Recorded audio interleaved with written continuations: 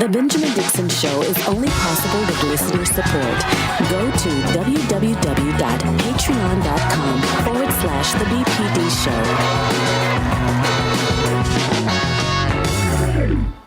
Today is Tuesday, November 30th, 2021, and if it feels like Groundhog's Day to you, it's because we're beginning yet another trial where another police officer has killed yet another black person. We begin this morning with On the Clock. Georgia Ford is on location. We begin there. I'm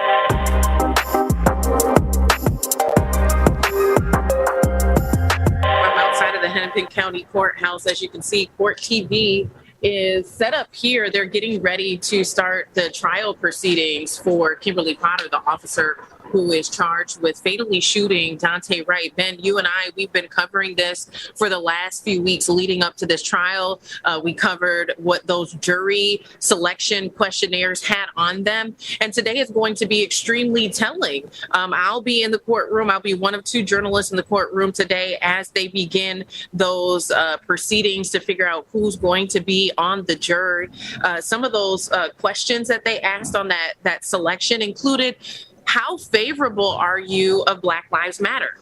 How favorable or unfavorable are you of police? And so again, very similar to what we saw in the Derek Chauvin trial, the officer who murdered George Floyd. What we saw in that trial was these same questions that continue to polarize our nation, that continue to divide us on either our allegiance for Black lives or the allegiance for law enforcement. And so it's going to be upon the state to not make this a political trial, to not make this about bad policing. We heard that theme continuously. This is an attack on police. We heard that theme in the Derek Chauvin trial. So I imagine we're going to hear that a lot today. Jury selection begins at 9 a.m. And one other thing on that jury questionnaire I'd like to point out, it asks people, potential candidates for the jury, it asks them how familiar they are with tasers, if they own any guns, because we are expecting the defense is going to lean in on the fact that Kimberly Potter says this was an accident. When she pulled over Daunte Wright on April 11th, she had no idea that she had her gun. She thought she had her taser. And we've seen Attorney Crump.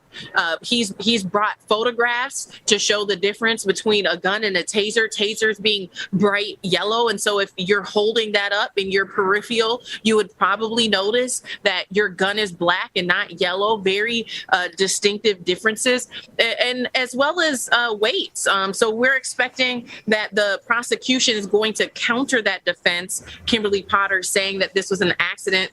The prosecution is going to counter that by also pointing out the weight difference between a gun and a taser. As we think about going into this trial, we're going to be here for several weeks. There is no National Guard presence like there was for the Derek Chauvin trial. There is no huge fence surrounding the building. And so we're not anticipating that there's going to be as much action outside of the courtroom. However, the family of Daunte Wright has been very clear in calling for the community to stand with them in solidarity, to help them demand for justice. We know around 9 a.m. Central Time, 10 a.m. Eastern, there's going to be some protesting that's going to happen outside of the courtroom. And then again this evening from 4 to 6. So we're going to continue to follow what's happening, not only in the courtroom, but what's happening here in the community, out in the streets. We heard from Daunte Wright's mother yesterday, along with some other relatives and community leaders, about this trial. Yes, it's a pursuit for justice, they said, but they don't feel like they'll ever get justice, because true justice would be Daunte Wright still being here. And so they're demanding accountability. They're also pointing to the longstanding history here in Minnesota where officers historically have not been held accountable when they're involved in killing someone. We saw a turn of events for Derek Chauvin. Also Muhammad Noor, who was a Black Muslim officer who was involved in the death of Justine Day Damon, who was a white Australian woman. That was the first cop that we saw held accountable. You guys remember Philando Castile? We all saw that footage, but that officer wasn't held accountable. So there's been this long-standing history, and the community is standing up and saying that we need to continue in the path of, justice, like we saw in the case of Derek Chauvin, and they're hoping that that's going to trickle over here in this case as well, Ben.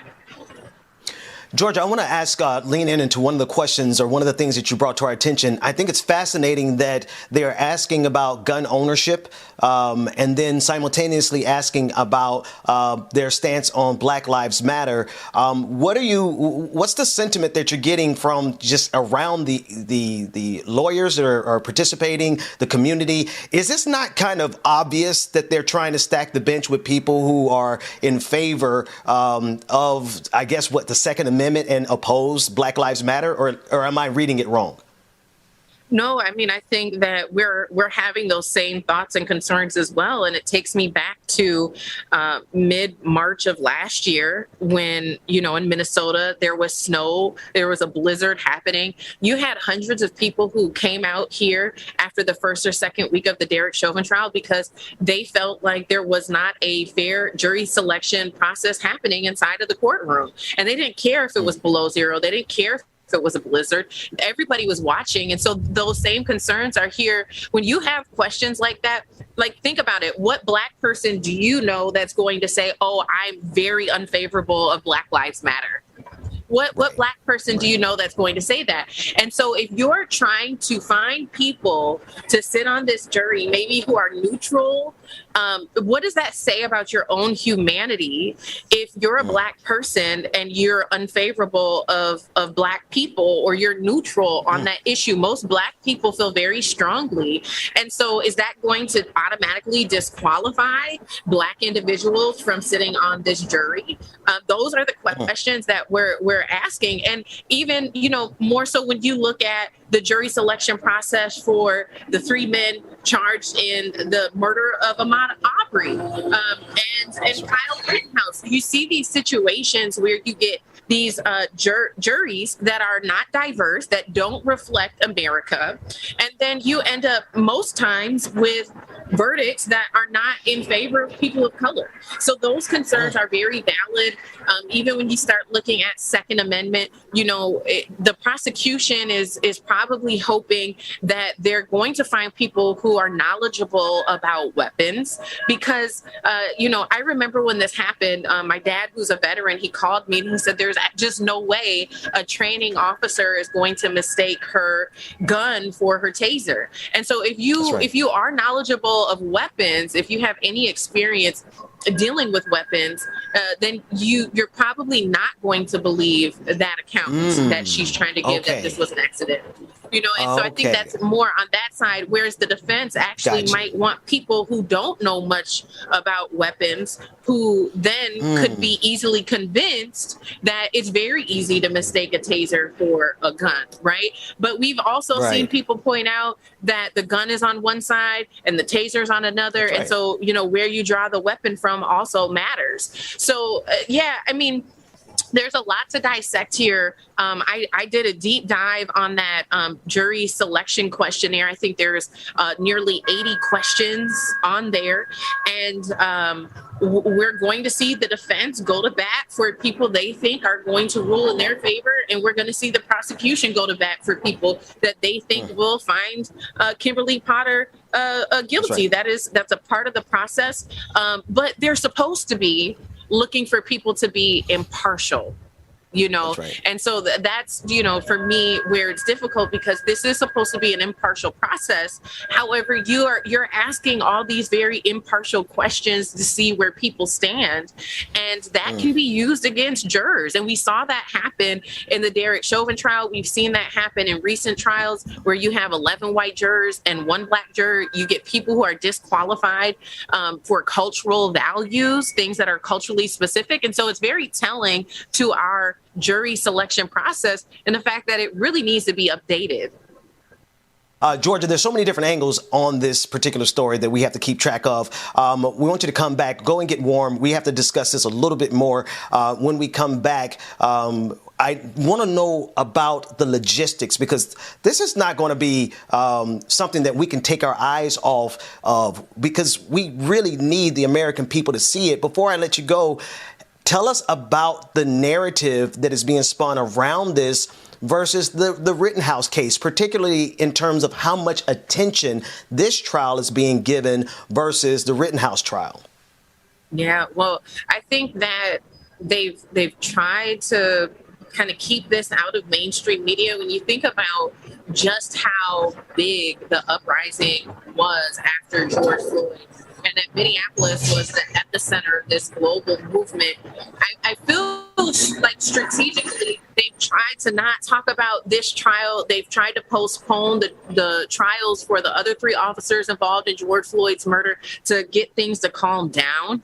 And in some regard, Ben, that's been effective, because we haven't seen the large turnouts that we were seeing last summer for the different community rallies and protests over an extended period of time. People are tired. They're exhausted of coming out here demanding for justice. Additionally, people have jobs. And so it's hard to continue to follow these movements day after day, week after week, month after month. And now, you're looking at more than a year time since George Floyd was murdered. And so, the case with Daunte Wright was a huge thing, because it happened the 3rd week of the trial for the officer who killed George Floyd. And here in the Twin Cities area, in St. Paul and Minneapolis, people were not surprised. People were pointing to this incident and saying, see, you still haven't fixed it. See, there's still an issue that's unresolved, that hasn't been addressed, that even a guilty verdict for Derek Chauvin cannot fix. And so, I don't know if coverage around the Kimberly Potter trial is going to ramp up. I do know that up until about a week or 2 ago, we weren't even certain that this trial was going to be live streamed or captured on camera, because in Minnesota, this is a state that traditionally does not allow cameras in the courtroom. However, there's been a push by community for transparency. And so what I've seen with my own 2 eyes, Ben, is a lot of folks on one side of this issue saying, why are these people always in the street protesting? But on the other side of that, when you think just simply of the fact that there are going to be cameras in this courtroom today, and that is solely based on the fact that people in this community stood up, they protested. On one occasion, they even went to the home of the judge presiding over this case, Judge Regina Chu, and demanded that there is a level of transparency in this criminal justice process. And so after that protest, we saw a motion come through that approved cameras being in the courtroom today. And so hopefully, people will lean in, they'll watch this and be able to see how we arrive at whatever verdict is going to come from this trial. Georgia, and you're one of the few journalists that's going to actually be in the courtroom. Tell us about that and what we should expect from the rest of the trial. Yeah, so today I'll be one of 2 journalists in the courtroom. There was a media lottery. This was very different than the way that they did the Derek Chauvin trial. The Derek Chauvin trial was the media list was determined based on a first come, first served basis, right? Well, this time they said, put your name in a hat and we'll draw whoever selected out of that drawing will be the people in this courtroom, which I was very skeptical of that process. It felt as though, me being an independent journalist, this was a way for them to not choose me intentionally. However, I was selected, and surprisingly, I am the only independent journalist who's going to be in the courtroom alongside CNN, The Washington Post, New York Times, local media such as CCO, Star Tribune, and whatnot. And so, we will have 2 people in the courtroom each day due to COVID restrictions. They're not allowing a ton of media to go in each day. So it's 2 journalists in the courtroom each day. And they have a list, I think, of maybe like 12 people. And so that list will rotate. So every 12 days, I'll be back in the courtroom providing coverage from inside. We are, however, restricted from tweeting or posting on social media, taking our own pictures. The only thing that we can really do once we get into that courtroom is take notes. And then when we have breaks, when court is in recess, we're allowed to leave the floor. The trial is happening on the 18th floor here at the Hennepin County Courthouse. We have to actually leave that floor and go to another floor in order to transmit our notes. And so it's very, very tedious, a lot of small details, but I am grateful that I'll be back in the courtroom. One thing I did realize about my coverage from inside the courtroom in comparison to mainstream media was my ability to really humanize the family. That's right. I remember being in the courtroom for the Derek Chauvin trial and seeing his brothers in the corner praying with Attorney Crump and the rest of their legal team. And to me, that was such a significant moment when they were waiting for Derek Chauvin to be sentenced, but that detail didn't show up on anybody else's notes. And so I do think, when you talk about the importance of independent journalism, even though we may not have the resources that mainstream media has, we have a different lens in which we are covering these stories that is very critical and very important. What's not documented can be denied. We've seen that historically happen. And so I know it's a big, a big responsibility, but I'm grateful that I was selected to be in there today. What's not documented can be denied. Georgia Ford, we'll be checking in with you throughout today's episode. Thank you so much for being out there. Absolutely. I want to shift momentarily to discuss what's happening on Capitol Hill. While the Black community and marginalized communities all around this country are dealing with the realities of COVID-19, and dealing with the realities of all of the different issues that our communities are facing. The fact of the matter is that our leaders, particularly the Republican Party, have lost their mind and they're in Washington, D.C. acting like children. I'm speaking primarily of Representative Boebert. Representative Boebert is over the Thanksgiving weekend, over the break, she decided to take it to try to be a comedian. That's the best interpretation, and that's the most favorable interpretation that I could possibly give her, is that she was, in fact, trying to be a comedian. In her stand-up routine, which was rather pathetic and insulting, she decided to insult Congresswoman Ilhan Omar. I want us to take a listen to this first clip of Congresswoman Boebert deciding to attack Congresswoman Ilhan Omar in the most Islamophobic way imaginable. Take a listen in. Actually, I have an Ilhan story for you.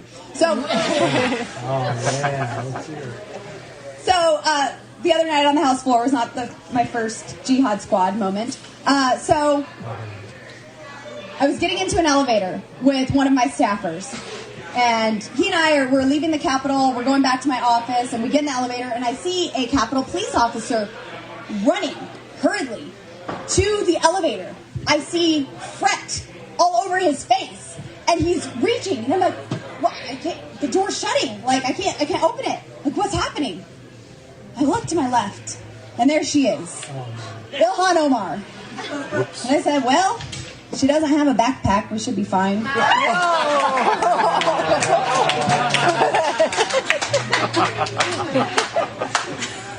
we only had one floor to go, and I was like, do I say it or not? I looked over, and I said, oh, look, the Jihad Squad decided to show up for work today. Don't worry, it's just her staffers on Twitter that talk for her. She's not tough in person. She doesn't, yes. So there's a little bit of interactions with these folks. Lauren Boebert, ladies and gentlemen, and non-gender conforming individuals, this is an elected official making fun of, and making fun, it just doesn't even really capture it.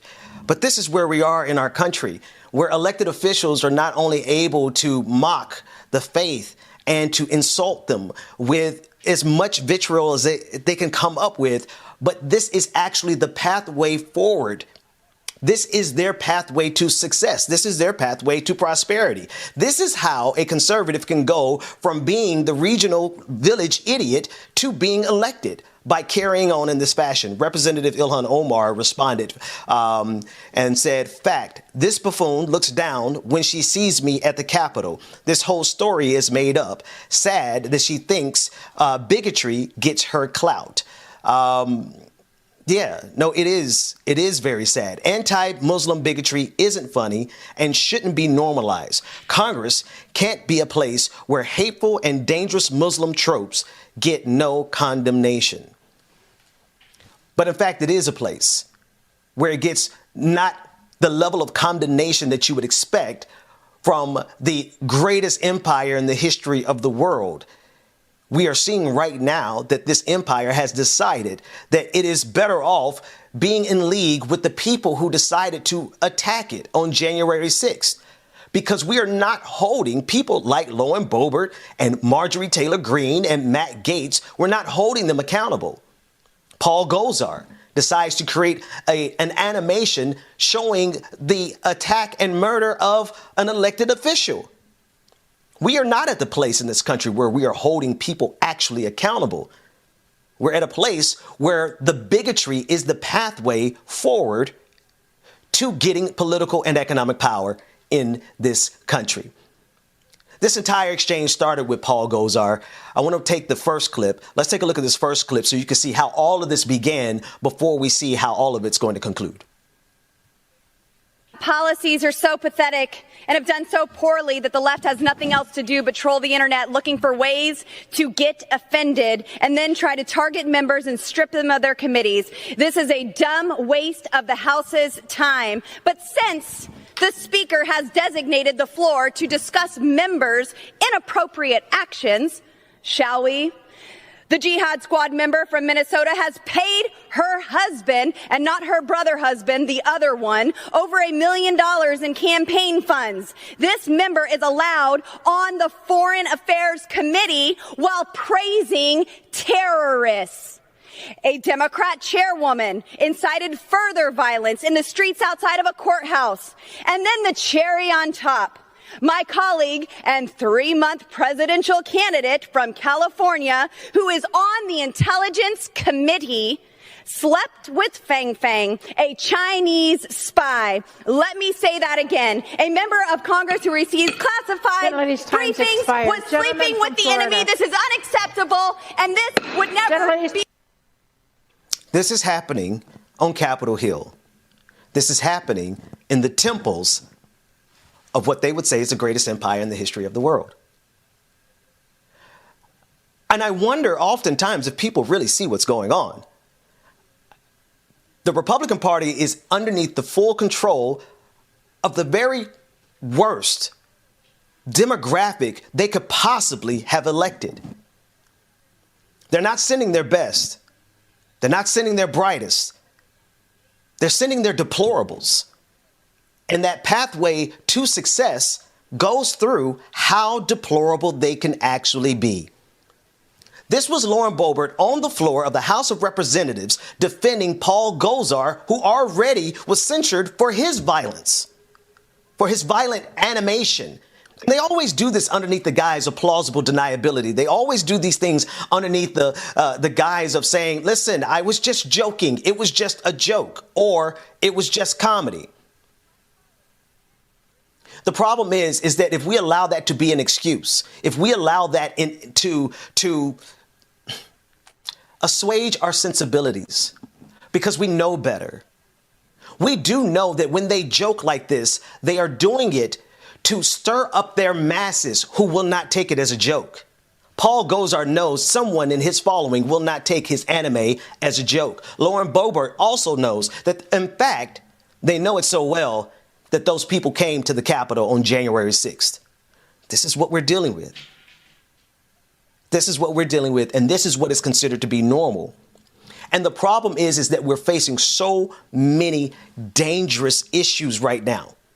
We are dealing with so many issues that require seriousness, but this is what we have. This is what we have on the House floor of the United States House of Representatives. I would like for us to play it again because I want you to put it into context. When the history of the United States is told, Lauren Boebert will get an honorable mention for being the village idiot.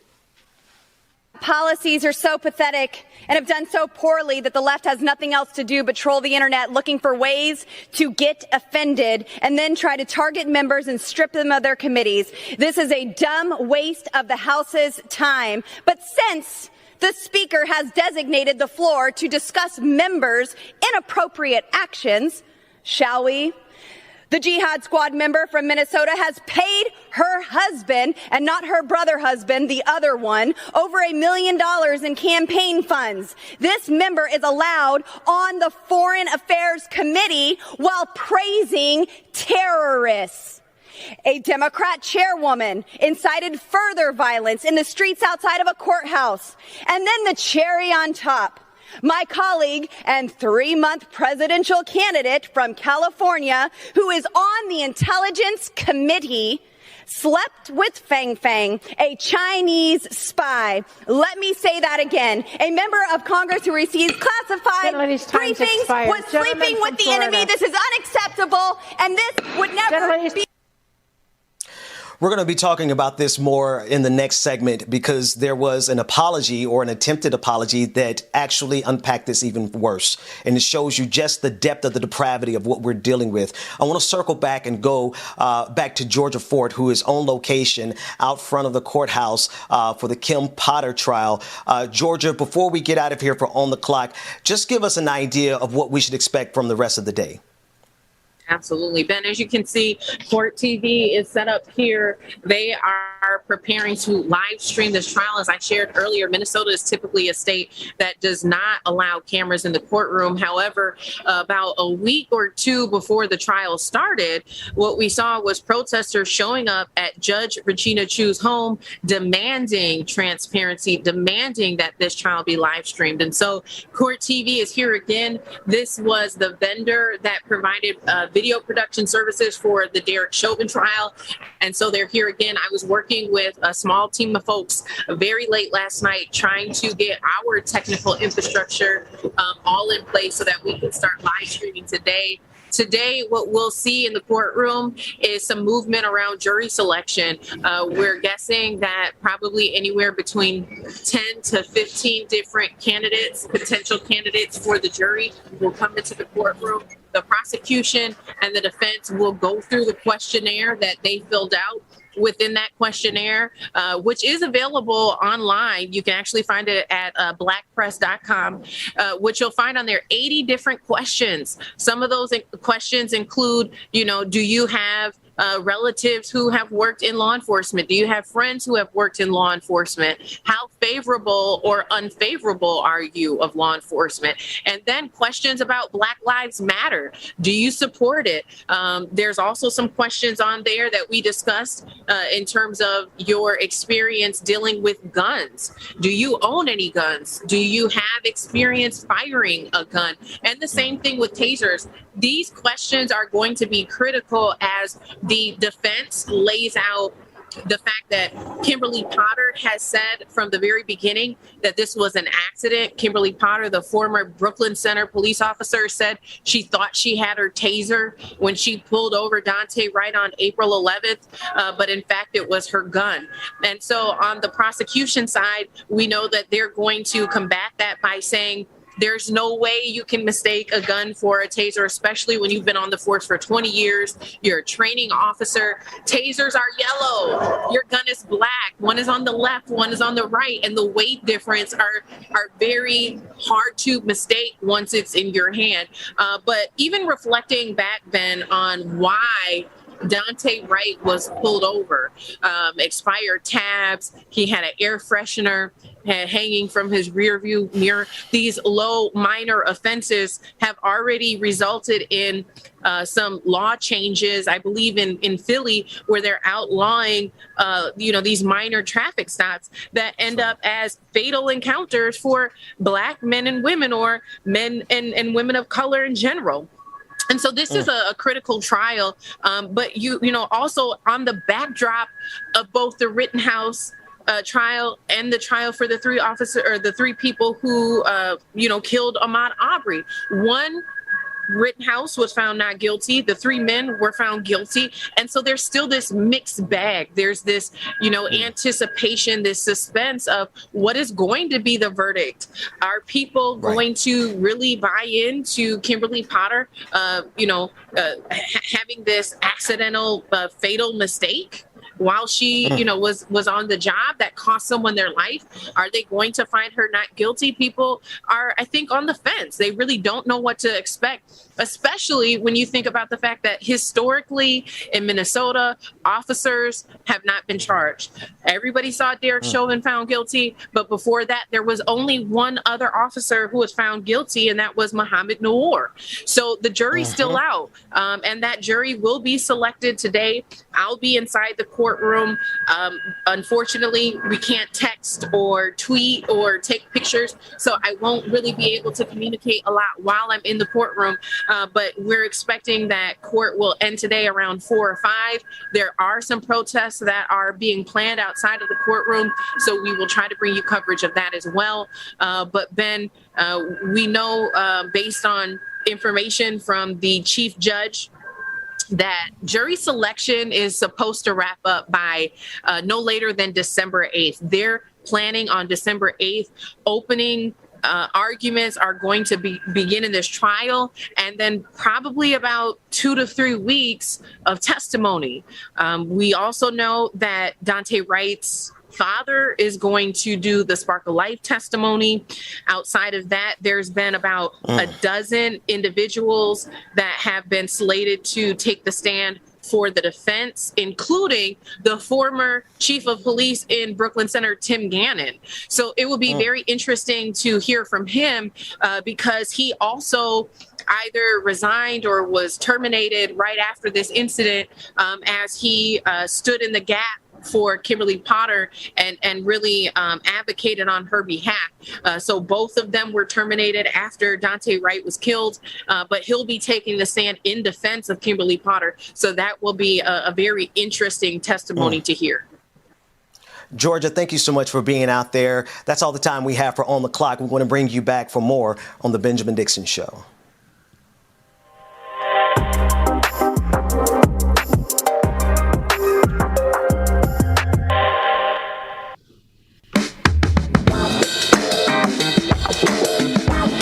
Good morning, good morning, good morning. People, y'all know who it is. You know the voice, you know the sound. Your boy James Bubba Williams, DJ Exclusive, in the building. Good morning, everybody. Good morning. Get your coffee, your tea, your drink, whatever it is you need. Get your morning started. I still ain't got no damn coffee, but it's okay, y'all. Good morning, everybody. Good morning. Welcome. We can discover what we're hiding. Making you move, it sure looks good. According to the SLP, Laura Estrada. Hey, Laura. Shelby Hall, Roller Dragon, Esther Roach, and Black Magic, KFZ. What's going on, brother? Jill Potts. Hi. Brother Chuck Diesel. I can't get you off my mind. Afraid not. What's going on? Juanita, good morning, y'all. I'm running too hot. I need to cool me down. I'm flying so high. I don't see the ground.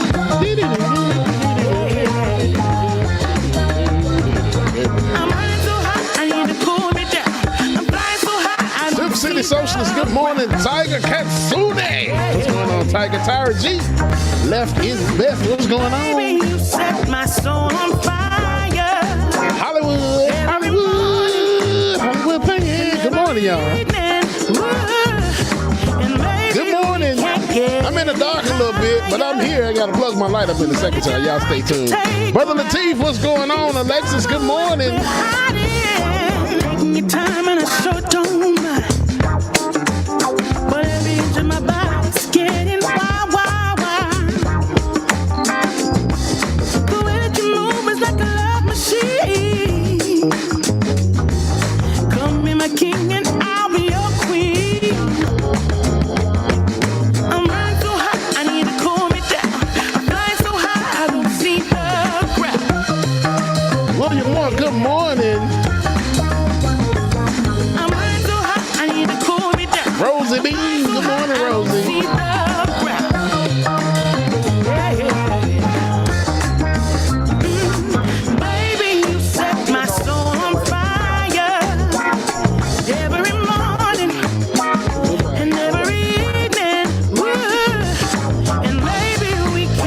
morning, everybody. Y'all stay tuned. And then there was lights. But if you like to take a ride, we can discover what we're hiding. Baby, you set my soul on fire every morning. Sophia Williams, good morning. Hey, Miss Sophia.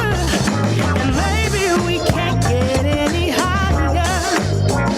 Lily, good morning. Ricky, good morning. We can discover what we're hiding.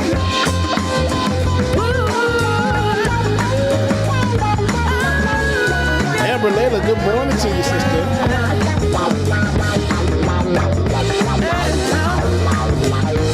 Miss New Rules, Truth the Dragon. It's Truth the Dragon in the building. So, good morning, y'all. Baby, you set my soul on fire.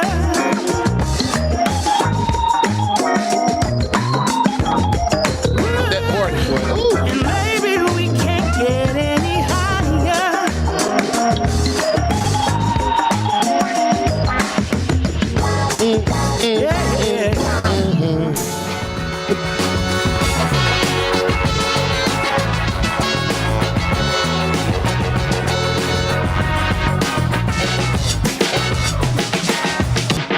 The Benjamin Dixon Show is only possible with listener support.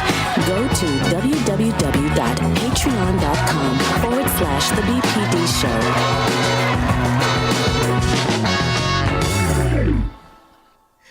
It is Tuesday. Welcome back, everybody. It's Tuesday, November 30th, 2021. I'm joined, as always, by my brother from another mother, DJ Exclusive on the ones and twos. How's it going, man? Pretty good, sir. Pretty good, man. I'm here. I made it. Man, I appreciate you making it, all things considered, bro.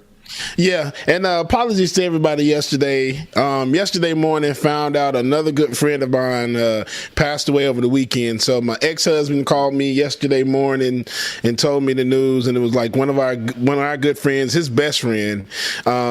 And just the way everything went down, it was a lot. So once my friend came home yesterday morning, he said he saw a body outside. It was just a lot going on, and I lost it.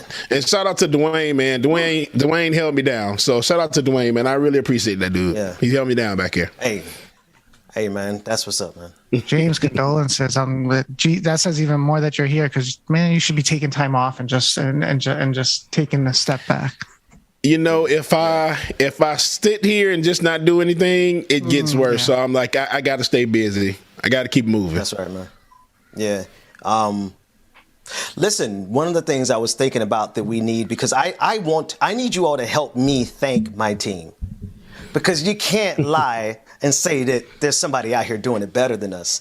And I want to thank my team. This is the end of the year. I think we need to have a Patreon-a-thon so that I can thank every single person like James who is here, even though he's grieving the loss of a friend. And this is not the first time you've had to do this, brother. Like, I mean, in this year of COVID and this year of this just being 2021, doing this show with you, we've had to come across this a couple of times, man. So thank you for being here this morning. Man, anytime. Yeah, you're right, Ben. I'm just... You know, I think I would have rather he passed from COVID versus the way that he passed, which was thinking a car accident. Still not sure yet. But yeah, you already know, Ben, this year, a year alone, is just like my guys. And I'm sure everybody knows. Y'all remember this just happened a few months ago. So yeah, it's been a lot. It's been a lot. But hey, I'm here, man. I'm in y'all hands. Y'all know y'all got me. Y'all make me happy. Y'all keep me strong. So I appreciate y'all and I love y'all. So I'm here. Hey, man.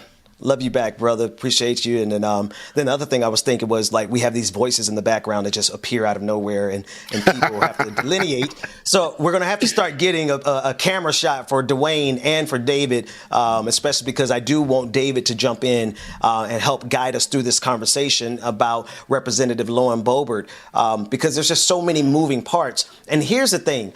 I was talking with Georgia about this last night as we were trying to discuss what today's show would look like. And we have juxtaposed Georgia Ford out in these streets getting amazing coverage, by the way. The shot was amazing, Georgia. Just like the framing was magnifique, right? But we have to then juxtapose it with this ridiculous from this fatuous moron that is Lauren Boebert, who is the darling of the Republican Party. right? We have people doing real work out in these streets fighting for justice. And David, we have this Lauren Boebert, and I want to start with this clip again. Let's start with the clip of her trying her hand at stand-up comedy, but her routine involves some of the most racist, Islamophobic tropes that you can imagine. Let's take a listen to D1. This is Lauren Boebert insulting Congresswoman Ilhan Omar over the Thanksgiving break. Actually, I have an Ilhan story for you. So, the other night on the House floor was not my first Jihad Squad moment. So I was getting into an elevator with one of my staffers. And he and we're leaving the Capitol, we're going back to my office, and we get in the elevator, and I see a Capitol police officer running hurriedly to the elevator. I see fret all over his face, and he's reaching, and I'm like, what? The door's shutting. Like, I can't open it. Like, what's happening? I look to my left, and there she is, Ilhan Omar. Whoops. And I said, well, she doesn't have a backpack. We should be fine. So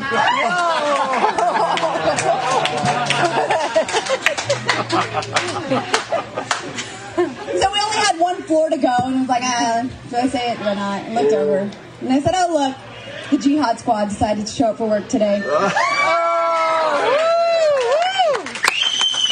Don't worry, it's just her staffers on Twitter that talk for her. She's not tough in person. She doesn't, yes. So, we've got a little bit of interactions with these folks. It's just her staffers. She's too good to speak to the people like me. Right, David. Right. I speak to you and give you my crap jokes, and she doesn't speak to anybody. That's her staffers on Twitter. That's nobody. Right. This is sad. Right. I just want to start here. This is sad because, white supremacy is not supreme at all. It's a joke. It's like, is this the best Western civilization has to offer? Then I think it's time for us to bring this to a conclusion. David, how did all the apologies, how did that all work out? Yeah, so if you want to call it an apology, Dwayne put up D3. So Boebert tweeted an apology from her official account, Ben, and you could see it on screen. I think you have it on our... I'll read it for you. I'll read it for you. She doesn't have a very deep vocabulary. I'm sure I can make my way through this one. Yeah, she said, I apologize. I apologize to anyone. I'm an asshole. I apologize to anyone in the Muslim community I offended with my comment about Rep. Omar. I have reached out to her office. I'm trying to read it like her. Reach out to her office to speak with her directly. There are plenty of policy differences to focus on without this unnecessary distraction. I'm sorry, Sway. You created this. How are you going to complain about a distraction that you created? Right. And see, this could have been a not just your typical non-apology apology. But you have to add that little last part in, like this isn't my doing, but we'll get through it. Yeah, you're right, David. It's that passive aggressive apology. It's an apology. Sorry, not sorry. That's what this is. Yeah. Hold on, man. You queued it up perfect. You said you were trying to read it like her. If you was going to read it like her, it would have sounded like this. Wait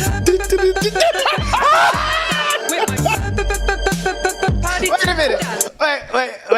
Wait. Nope. You cannot play that unless you show the people what we're talking about. You got to show the video. We give you Congresswoman to the artist, honestly. No. That's what they say. Congressman Lauren Boebert. Party till I die.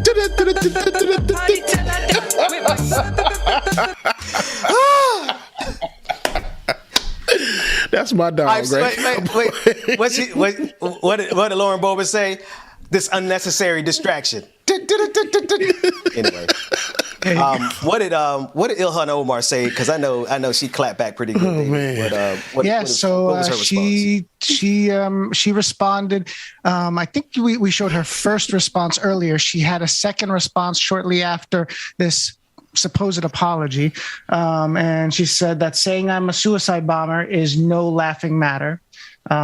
She called out the leader, McCarthy, and Speaker Pelosi, saying they need to take appropriate action, normalizing this bigotry and not only endangering her life, but the lives of all Muslims. Anti-Muslim bigotry has no place in Congress. So she's been, even after this, she's continued calling out McCarthy because he's, radio silent. And so far the Dems the leadership, I don't think they've really spoken up as strongly as they did after the Gozar incident, the video. See, this is why I talk about their mamas. Mm-hmm. This is why I talk about, I have no respect whatsoever for any Republican whatsoever, because if you're okay with Lauren Boebert talking about Ilhan Omar and calling her a terrorist, right, then you should be okay with me celebrating that Rush Limbaugh is still dead every day. See, you're not going to shoot and we not shoot back, rhetorically speaking. You're not going to be cruel to us and we don't return cruelty, because the best I can tell, Lauren Boebert probably put in some butt implants to make herself look appealing to her masses. Because, come on, I mean, Lauren Boebert is kind of like struggling here, and she's the best that you all can do. This is white supremacy run amok. This is white mediocrity. I got to correct myself. I'm so tired of calling it white supremacy. This is like white mediocrity is what we should call it from now on. But this is the pathway, fellas. This is how they get to power. The crueler you can be, the more ignorant that you can be, right? The more bigoted that you can be, the faster you ascend to the top of the Republican Party. Ask Donald Trump. Ben, there's a reason McCarthy and team are being silent, because they're covering their bases, especially. I heard that on Twitter, by the way. Somebody on Twitter said she put in butt implants on this video, and I died laughing so hard. I'm like, why y'all do that lady like that? Okay, go ahead, David. Let's be serious. Let's be serious. I do see like the little puffiness, but never mind. I'm gonna. They used to hate it. Remember when having a big butt was something that they go, oh my God. Look at her butt. It's so big. Now they sell Spanx. But anyway, I digress. Shout out to black women. Go ahead, David. You were saying. Oh, man. So McCarthy wants to be speaker, obviously, so he's being safe. But there's a portion of the party that's just completely okay and on board with this. This next clip, D5, is the Pueblo County Republican chair, Robert Leverington, who supports it outright. All right. I think that Congresswoman Boebert probably expressed the sentiment of many Americans. This Congresswoman Omar has been poking her finger in the eyes of many Americans over the last couple of years. And we're sick of it. Man, that man is like one Philly cheesesteak away from a comorbidity, man. Look, I got nothing to say. I mean, I know I'm fat, but God damn, that boy look greasy. Bitch. This is not what I signed up for this morning, okay, Benjamin? We will not play with you today. But he did sound like he one cheeseburger away from the grave, my dog. Most Americans want Jesus Christ with everybody. What is that? I'm just saying, she represents all the good God-fearing Americans. What else you got, David? Oh, man. Not playing with Ben today. David, you got some more? Is that it? So yesterday you got David all messed up over there.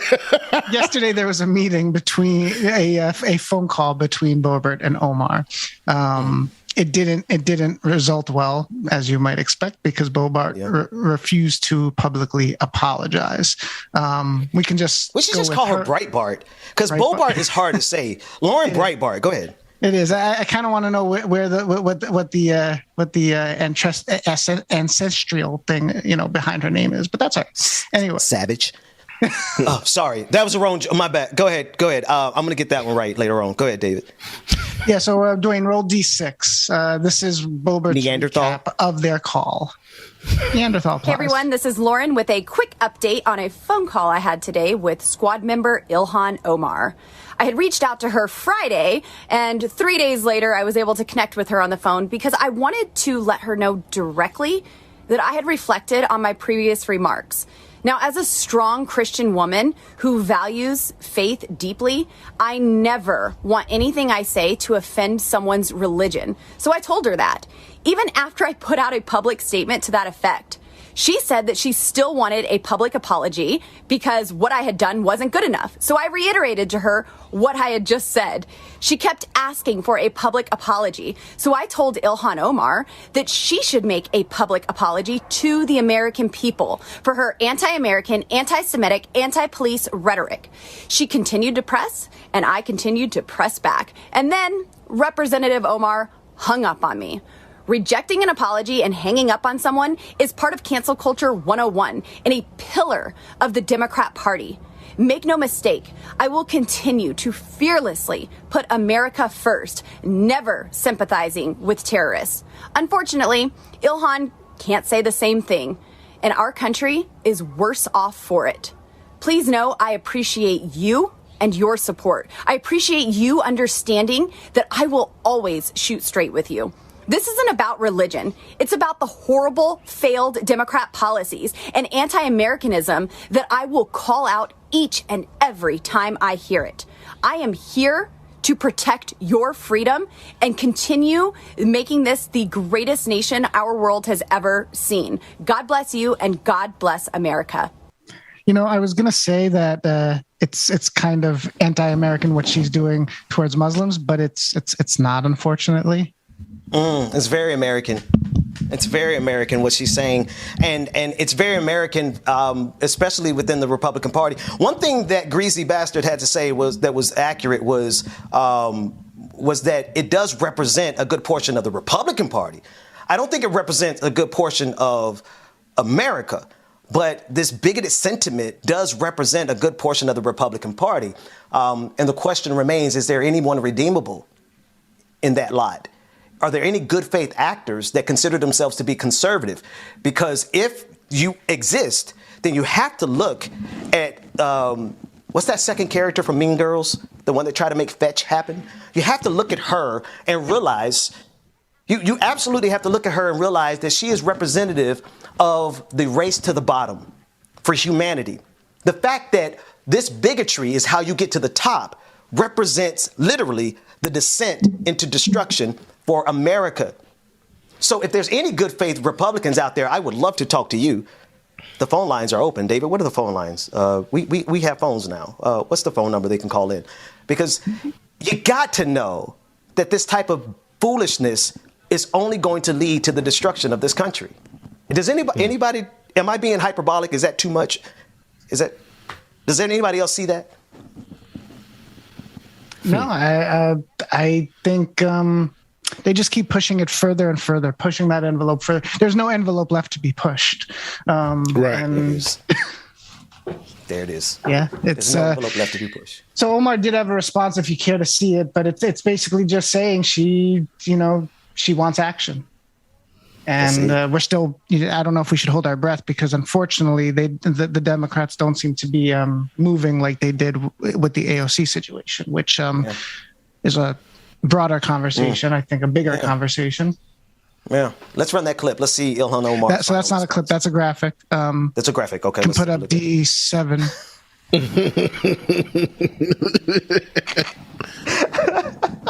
I'm not reading all that. David, you got it. Damn. Here you go. I got you. I got you.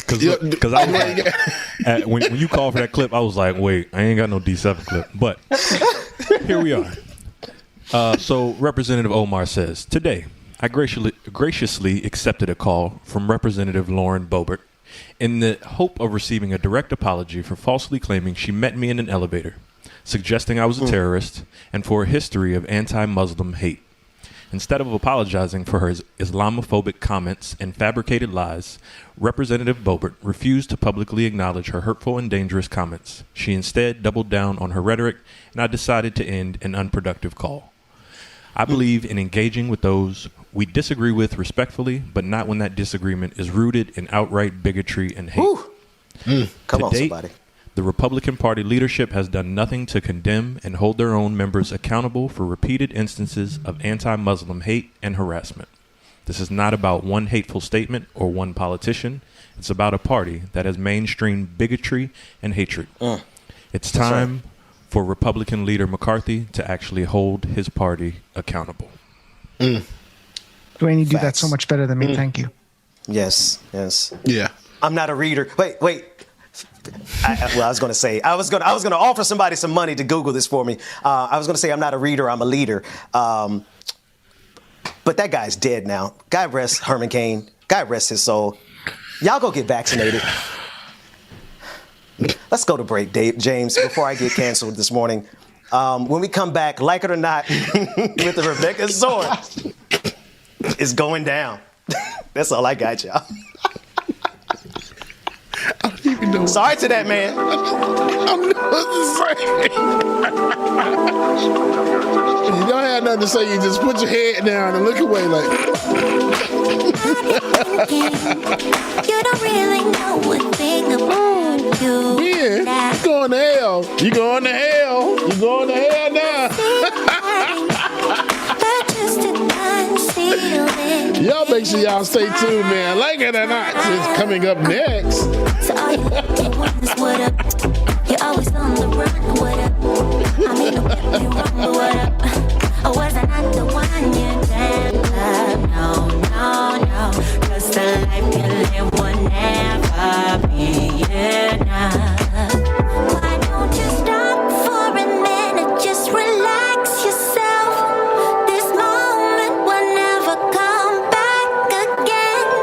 It's sad you never thought I was good enough, but I called you Ace, your kingdom, and it's all a bluff. It's all a bluff. Lee, Six Dragon Daddy. Get off my chat, man. Oh, Jesus. Y'all are terrible people. All right, real quick, y'all, while we got some downtime, while we getting, like it or not, just getting ready to start, we are going to get our new patrons read off here. I missed a good bit from yesterday.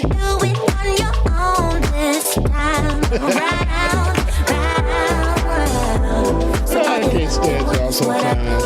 All right, y'all, our new patrons.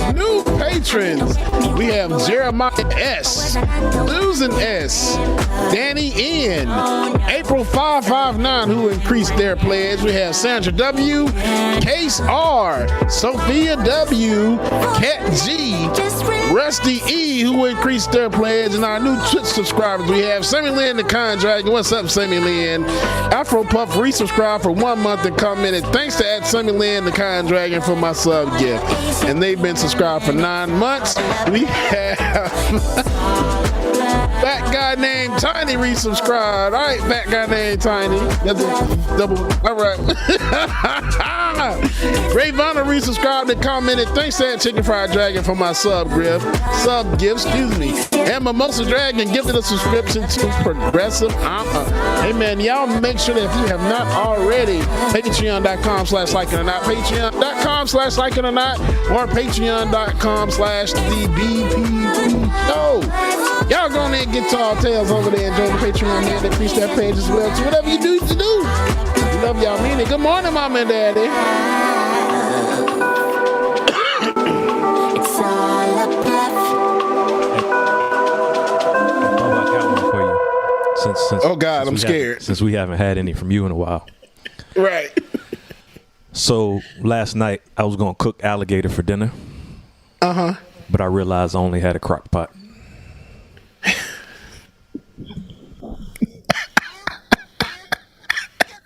Hey, Dwayne. Yep. I picked up a hitchhiker last night, right? And he asked, how do you know I'm not a serial killer? I said the chances of 2 serial killers in one car is astronomical.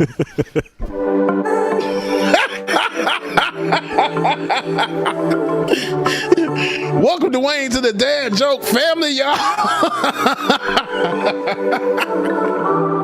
Look, I'm a dad joke connoisseur by association. Sticks and stones. I'm so break my bones. Goddamn right. No, you just can't hurt me. No, I ain't been right. I can't stand y'all. Wrong, and it still can't hurt me.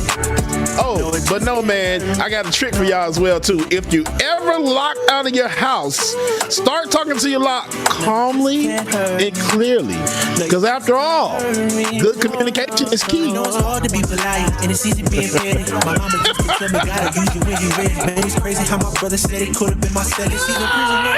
That's when everybody tell me, man, life ain't a beach, it's a female dog. I'm staying 10 toes down, though I still might fall. Oh, yeah, no, I done came through, knocking pictures off your walls. Loving people who persecute you, it's still a tough light on my path and the lamp under my feet. Oh, man, I can't sit there. Y'all make sure y'all stay tuned, man. Like it not, it's coming up next with our sister from another mister, Rebecca Azor. Sticks and stones may break my bone, but your words can't hurt me.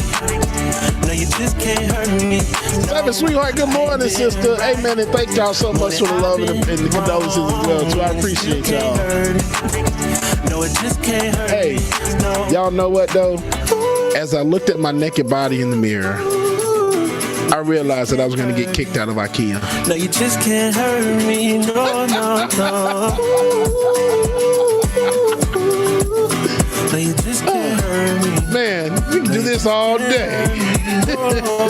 See, it's hard to be polite. It's easy being petty. Mama used to tell me, gotta use you when you're ready. Cause I ain't working on my own. Y'all done got me started. So now, hey, Dwayne, dogs can't operate MRI machines, but cats can. Let's keep it real, it'd be better if we just subtract the fake. Yeah, so be a light up on my path and a lamp under my feet. I know my faith strong, but my flesh still kinda weak. My victory be looking like the verge of defeat. And I feel like disrespect, help me turn my other cheek and say sticks and stones. But your words can't hurt me. I bought some shoes from No, the you drug just dealer. can't hurt me. I don't know what he laced them with, but I've been tripping all day. More than I've been wrong, and it still can't hurt me. I got that one like 2 weeks ago. See, I was gone. I was gone. Right, you were gone, Dwayne. It's okay. Just can't hurt me. No, no, no. I ordered a thesaurus recently. When it arrived, all the pages were blank. I have no words to describe my anger.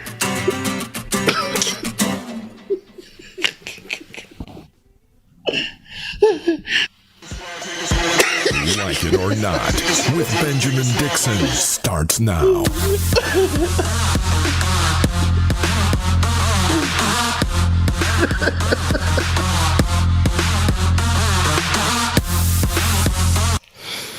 Good morning, good morning, good morning. Jesus, I almost forgot.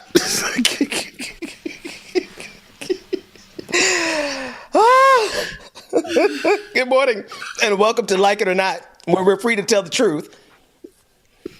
And I can't who doesn't like it. Damn.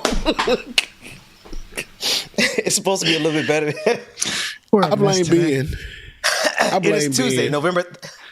I blame Well, Ben. you know, I would like to. I just, I got a couple messages on the break, James, and I just want to take a moment to extend my heartfelt apologies for offending Neanderthals and comparing Lauren Boebert to a Neanderthal. I know really good Neanderthals, and it was really offensive of me to say some just ass backwards stuff like that. So to all the Neanderthals, forgive me. I stand canceled.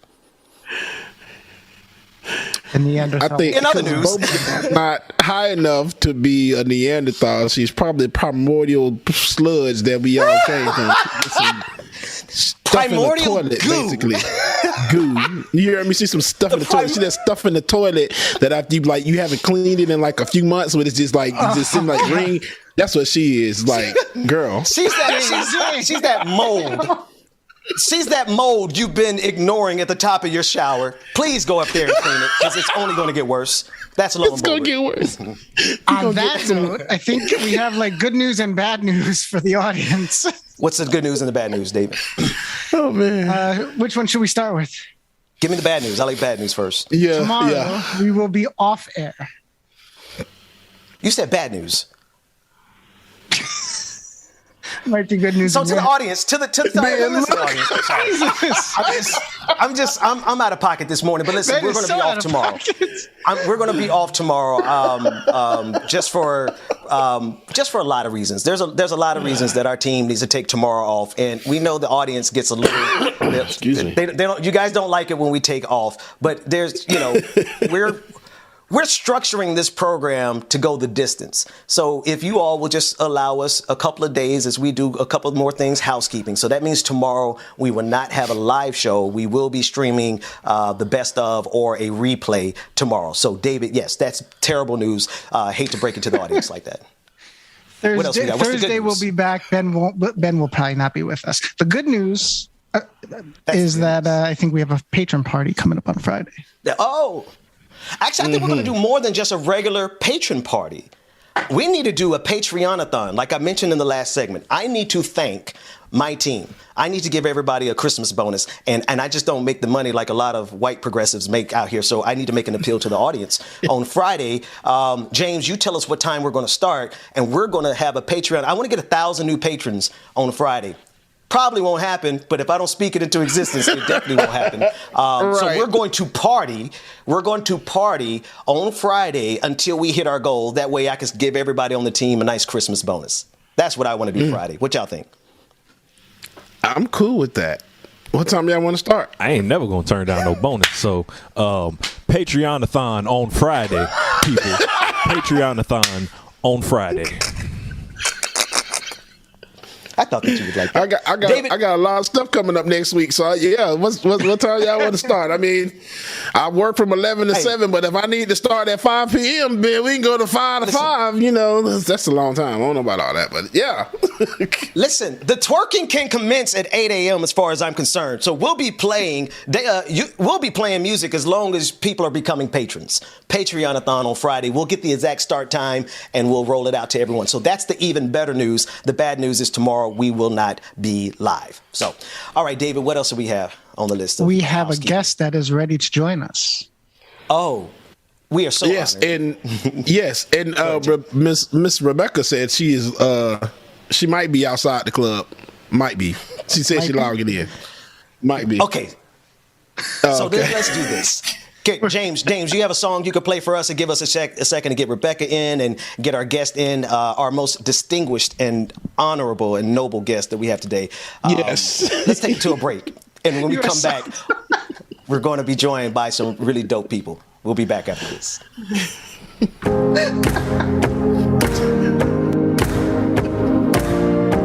Being hurt my soul, y'all, if y'all like that. All right, y'all know what time it is. Y'all got the sleeves on. Now it's going ahead. Time to light the globe up, y'all. Let's light it up. Good morning, everybody. Light it up, light it up. Light it up, light it up.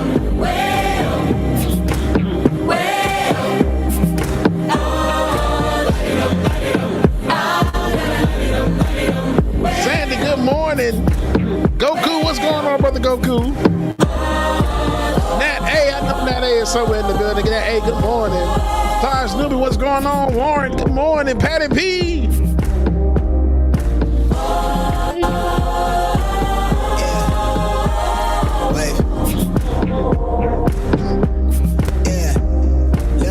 I'm in line with the stars, I'm in sync with the earth. 10 toes deep, flower child from the turf. I never switch sides, like even when I die, I'ma ride for the squad. Let her ties in the hearse.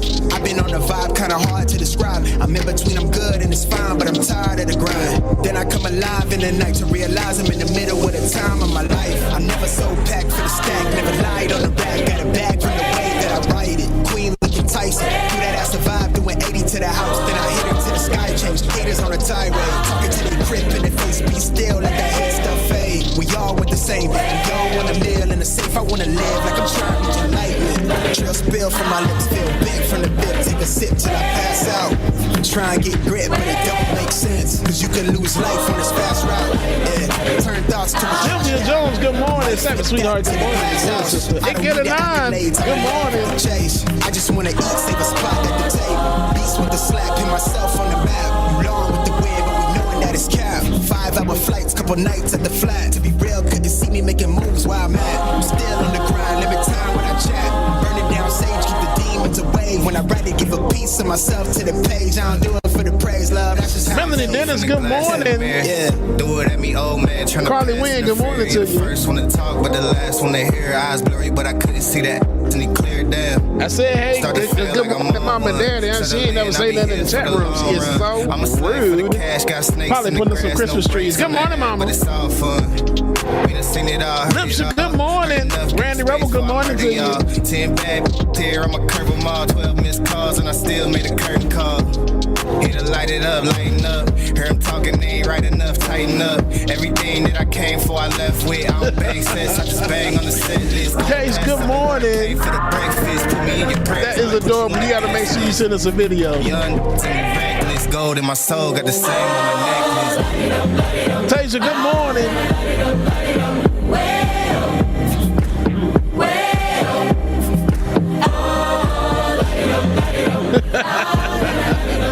Laura's trying, they know I have no sense at all. Well, thank you, mother.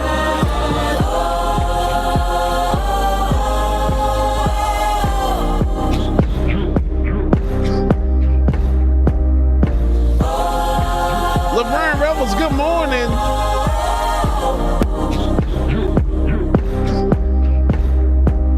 Blessed to be good, I appreciate that. Thank you so much.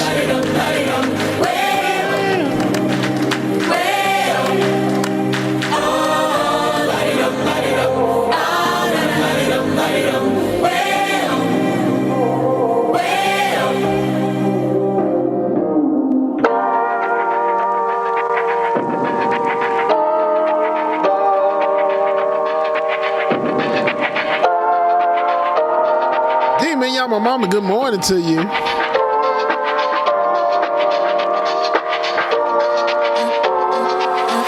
a little bit naughty.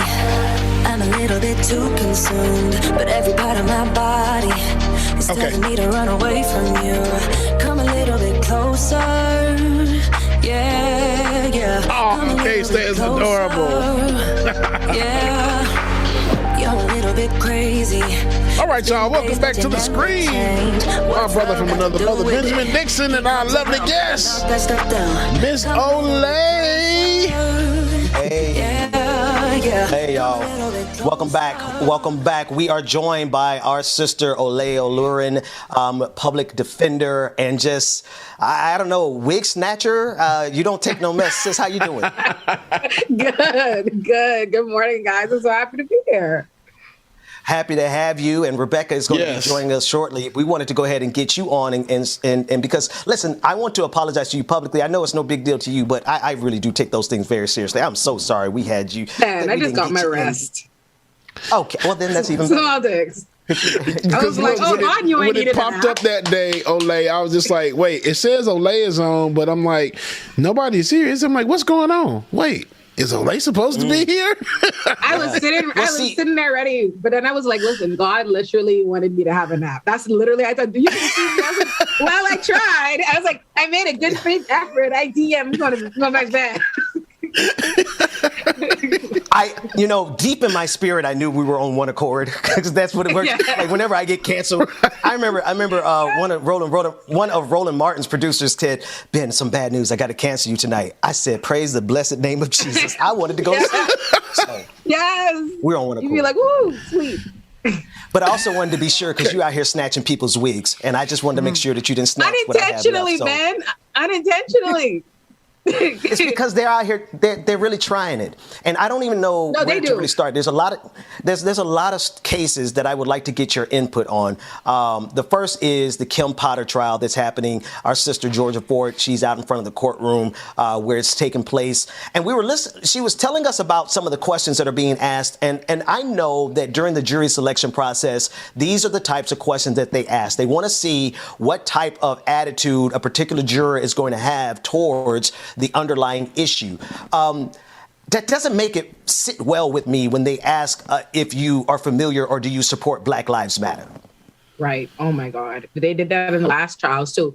I actually found that question infuriating, and I actually think it's improper. And in the last case, let me see, I think in the Rittenhouse cases and in the Ahmaud Arbery cases, those things were asked in the jury deliberations too.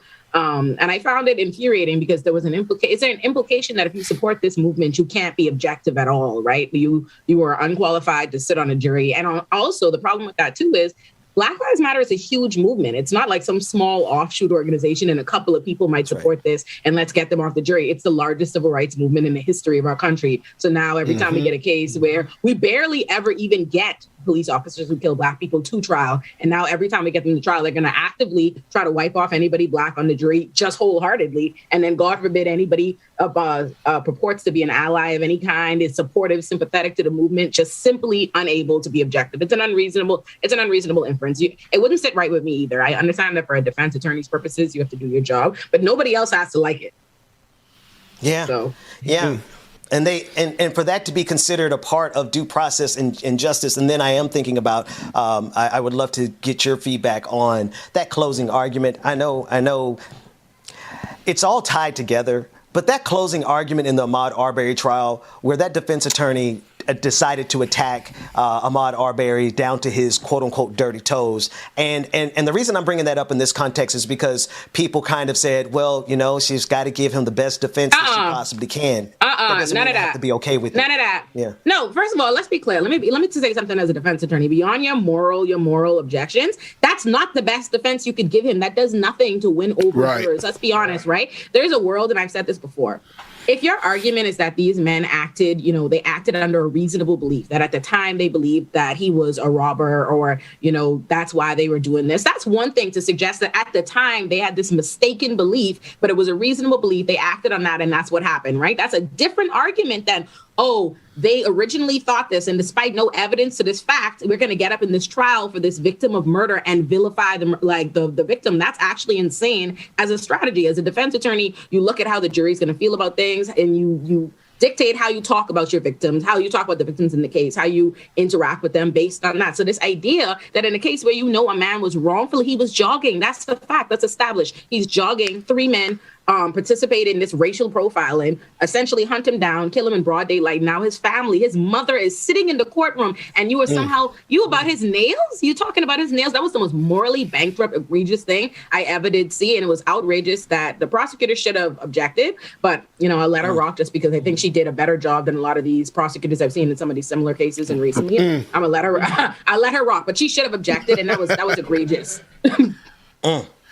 Big Look who just popped on the screen. Yes, it My did. girl. Look at y'all in the middle looking all good. Ben, we just need to go. Dwayne, take Ben and I down. Them sisters right there is doing the damn thing. Dwayne, you can take us down. Let them run it. I digress. Looking good, man.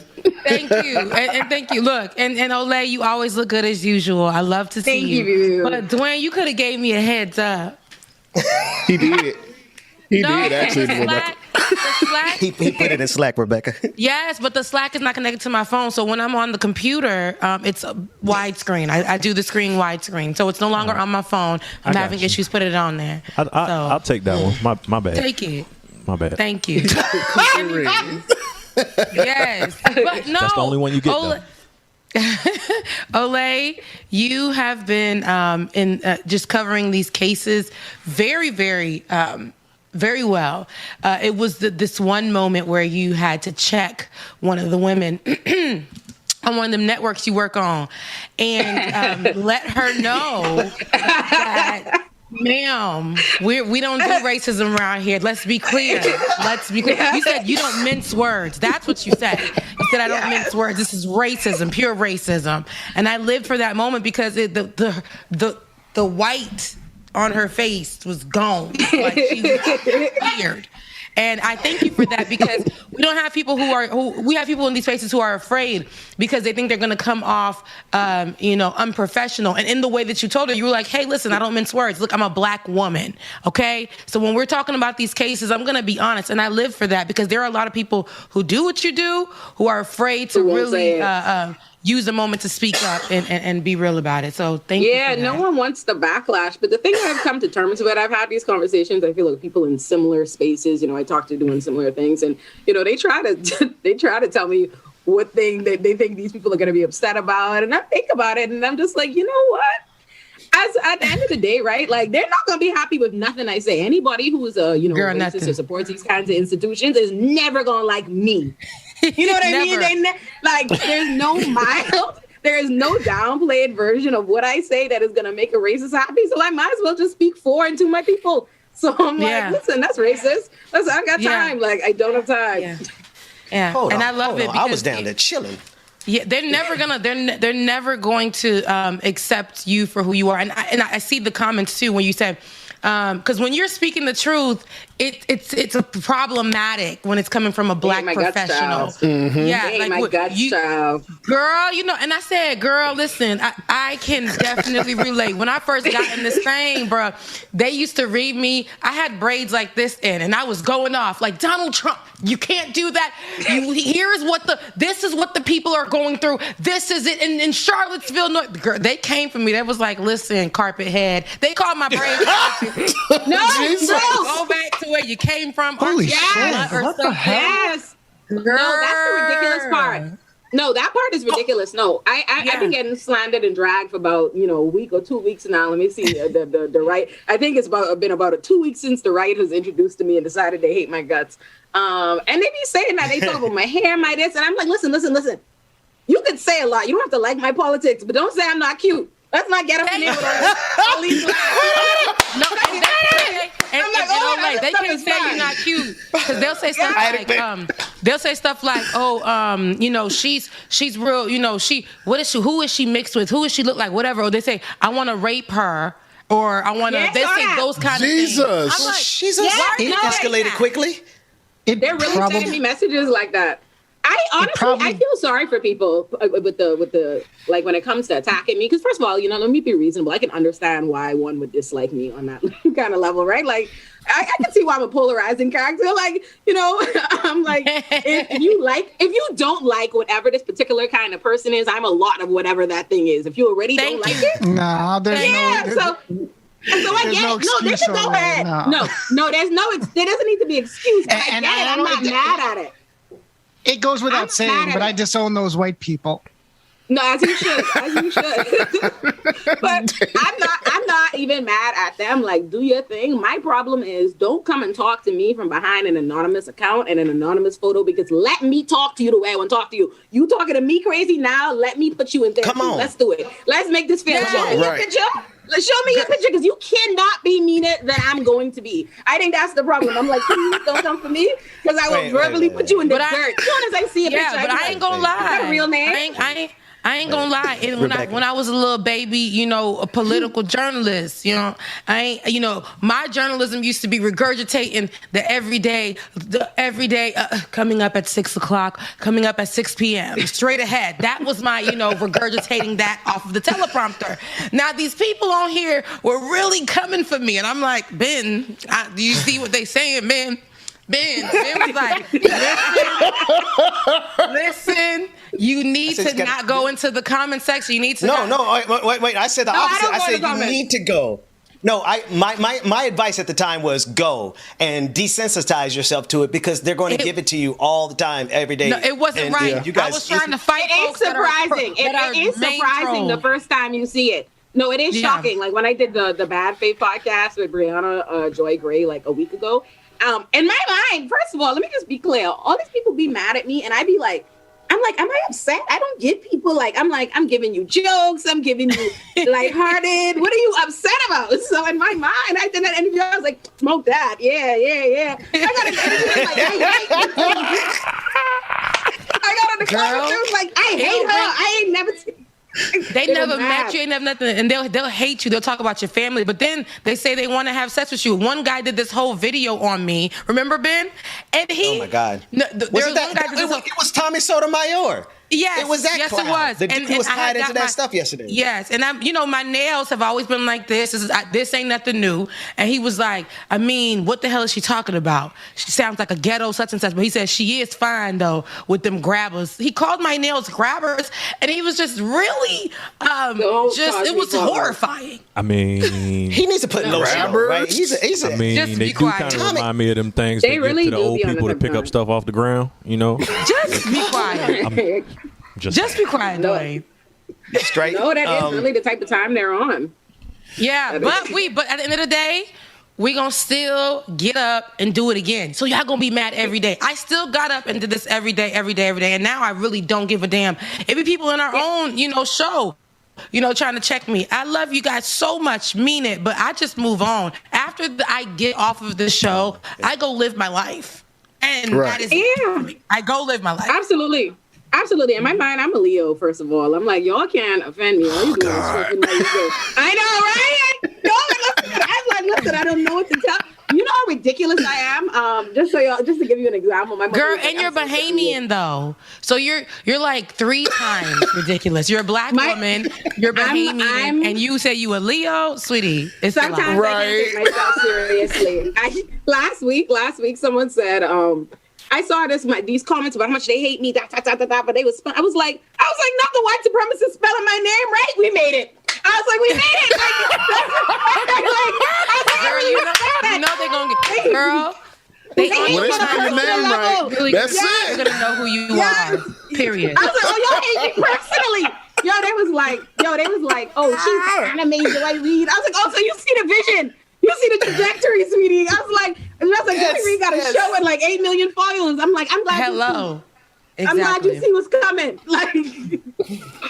You're never going to be like such and such. Well, since you're here, I wanted to say that the video that y'all commenting on has.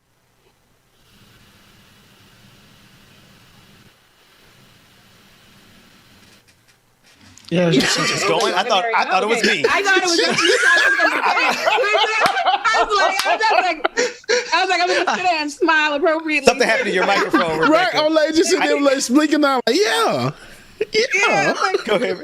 I was waiting to see the reactions on screen. Like, is it just? I had to wait for a second because at first it looked like y'all could still hear, so I thought it was just me. I was going in. Well, we be bullshitting sometimes. We just be nodding. I was going. No, y'all all were nodding. Each and every one of you guys. That's why y'all ain't. That's support. No, but that's support though. That's community. Right, that's community. That's how you know. Even though we can't hear you, we're gonna keep. We can't hear you. I was like, oh, they like what I said. Yes. And I was like, get that off. What else we rocking with today? Oh man, I can't with y'all. Y'all are too much, man. Oh my God, Rebecca, you here? We were just talking about all those cases. It just seems like Groundhog's Day. It's like every week now we having cases of police officers or somebody who thought they could get away with murder, and then some of them do get away with murder. So most. Well, most of them, and that's the thing that people don't like us to say, because with these particular cases, with the Kyle Rittenhouse case, a lot of people were like, because I was like, okay, you see how the system literally was created to do what it does. I mean, it shocks us or it makes us feel some type of way, but this is what it was designed to do, and that's protect and coddle white supremacy. And as we see, they wanted to make Kyle Rittenhouse look like a meek young man who was just doing what for Americans. And when they say Americans, we know it's white folks. But for doing what he needed to do for Americans. And we never knew, they never really humanized the victims. They were white, but they didn't humanize them because they're allies. Right. They were allies with the black folks. And I want people to understand, when I made that comment on the socials and those trolls came after me, it was because I needed them to understand, I don't care if it was 2 black folks that got off on a case that was similar to this.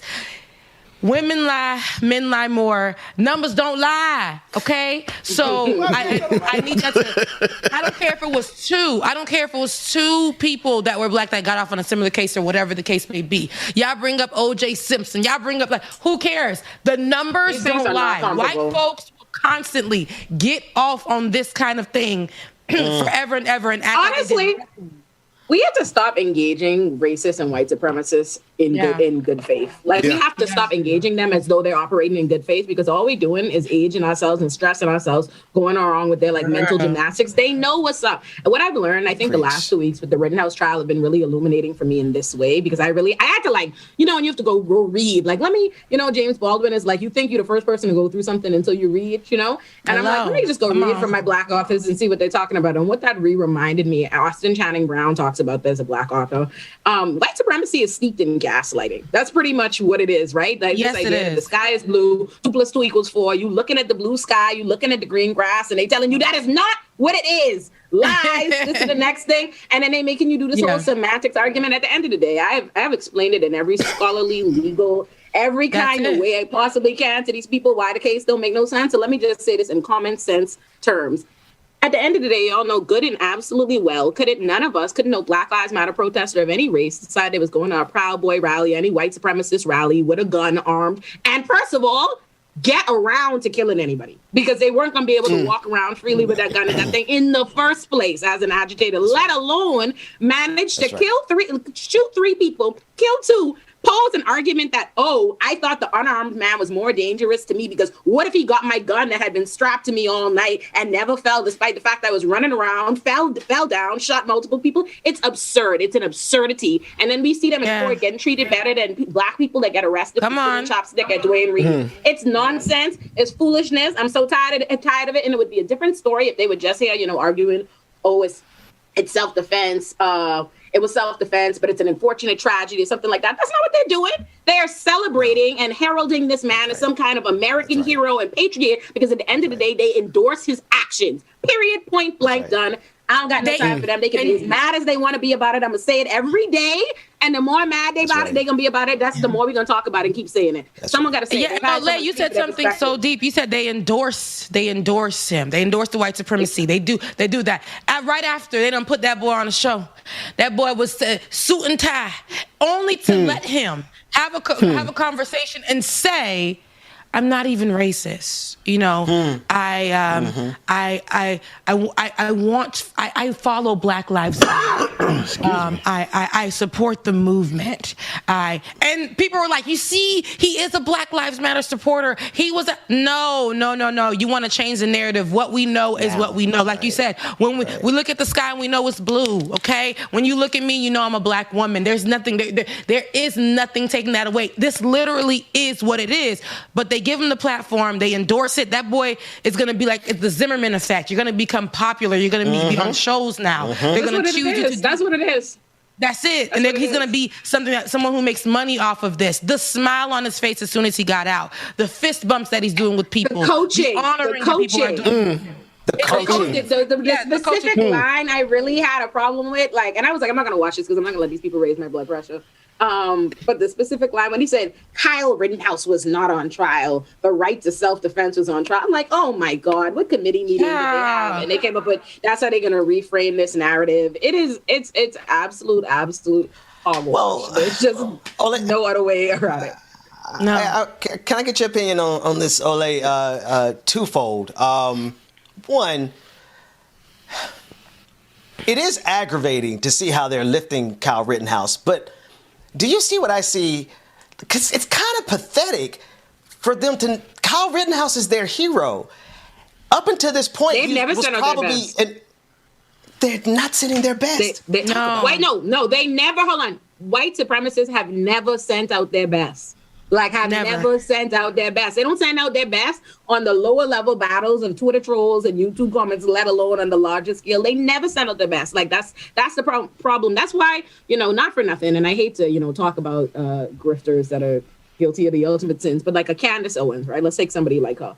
Just the fact that she's quote unquote articulate, you know what I mean? Even that puts her leap years ahead of her similarly goofy, cohort. Because they're not, it's not an impressive bunch. It's not. It's the Kyle reason why Rittenhouse. Exactly. No, of course he's not. But like, look who he's talking to. He's talking to Tucker Carlson. Tucker Carlson. Where's the bar? Tucker Carlson. Where's the bar? Like, where's the bar? In the hell. There is no bar. It's below. Girl, it's low. Yeah. Like, it's very low. To the flow. Right. But here's the other thing, Ole. Here's the serious side of this is the story. I think it is out of, you may not have heard about it because it's just getting around. It's out of Georgia, I believe, David, where these two men, and we have the video, and give everybody a warning, the video is disturbing because Texas. I think this is where, Texas, thank you. This is where I think they want to go. And in fact, this is where we are. Here's a man who's in an argument with another man, right? They're fighting over their son. It's a domestic dispute. Okay. One of them pulls a gun and kills him right there on the video. We blurred it out the best that we could. This man has not been charged or even picked up. And I think this is what Republicans really want. They want the wild west where you could kill somebody in the streets and get away with it. Take a look at this video. From you and fucking. This is on video. Get off of the property. Where's my son? Your ex-husband has showed up. Get off of my property.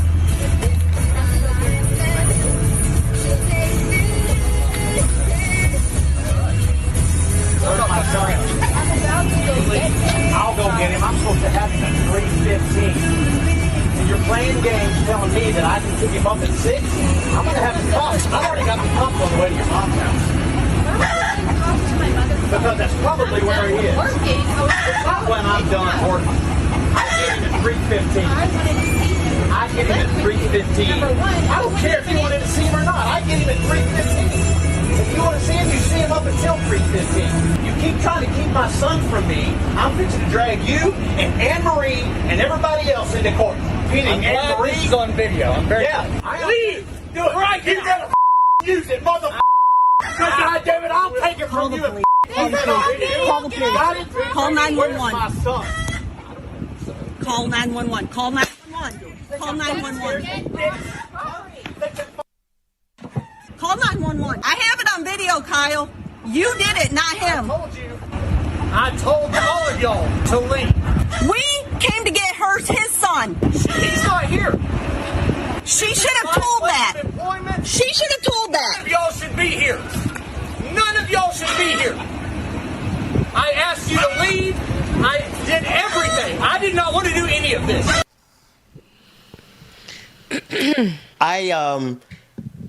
What's his name again? Right, Ole. David, what is that man's name? So I believe the father's name that was shot and killed, and it wasn't too obvious in the video because we silenced it and froze it. But his name was Chad Reed, and then I have to get the other guy's name.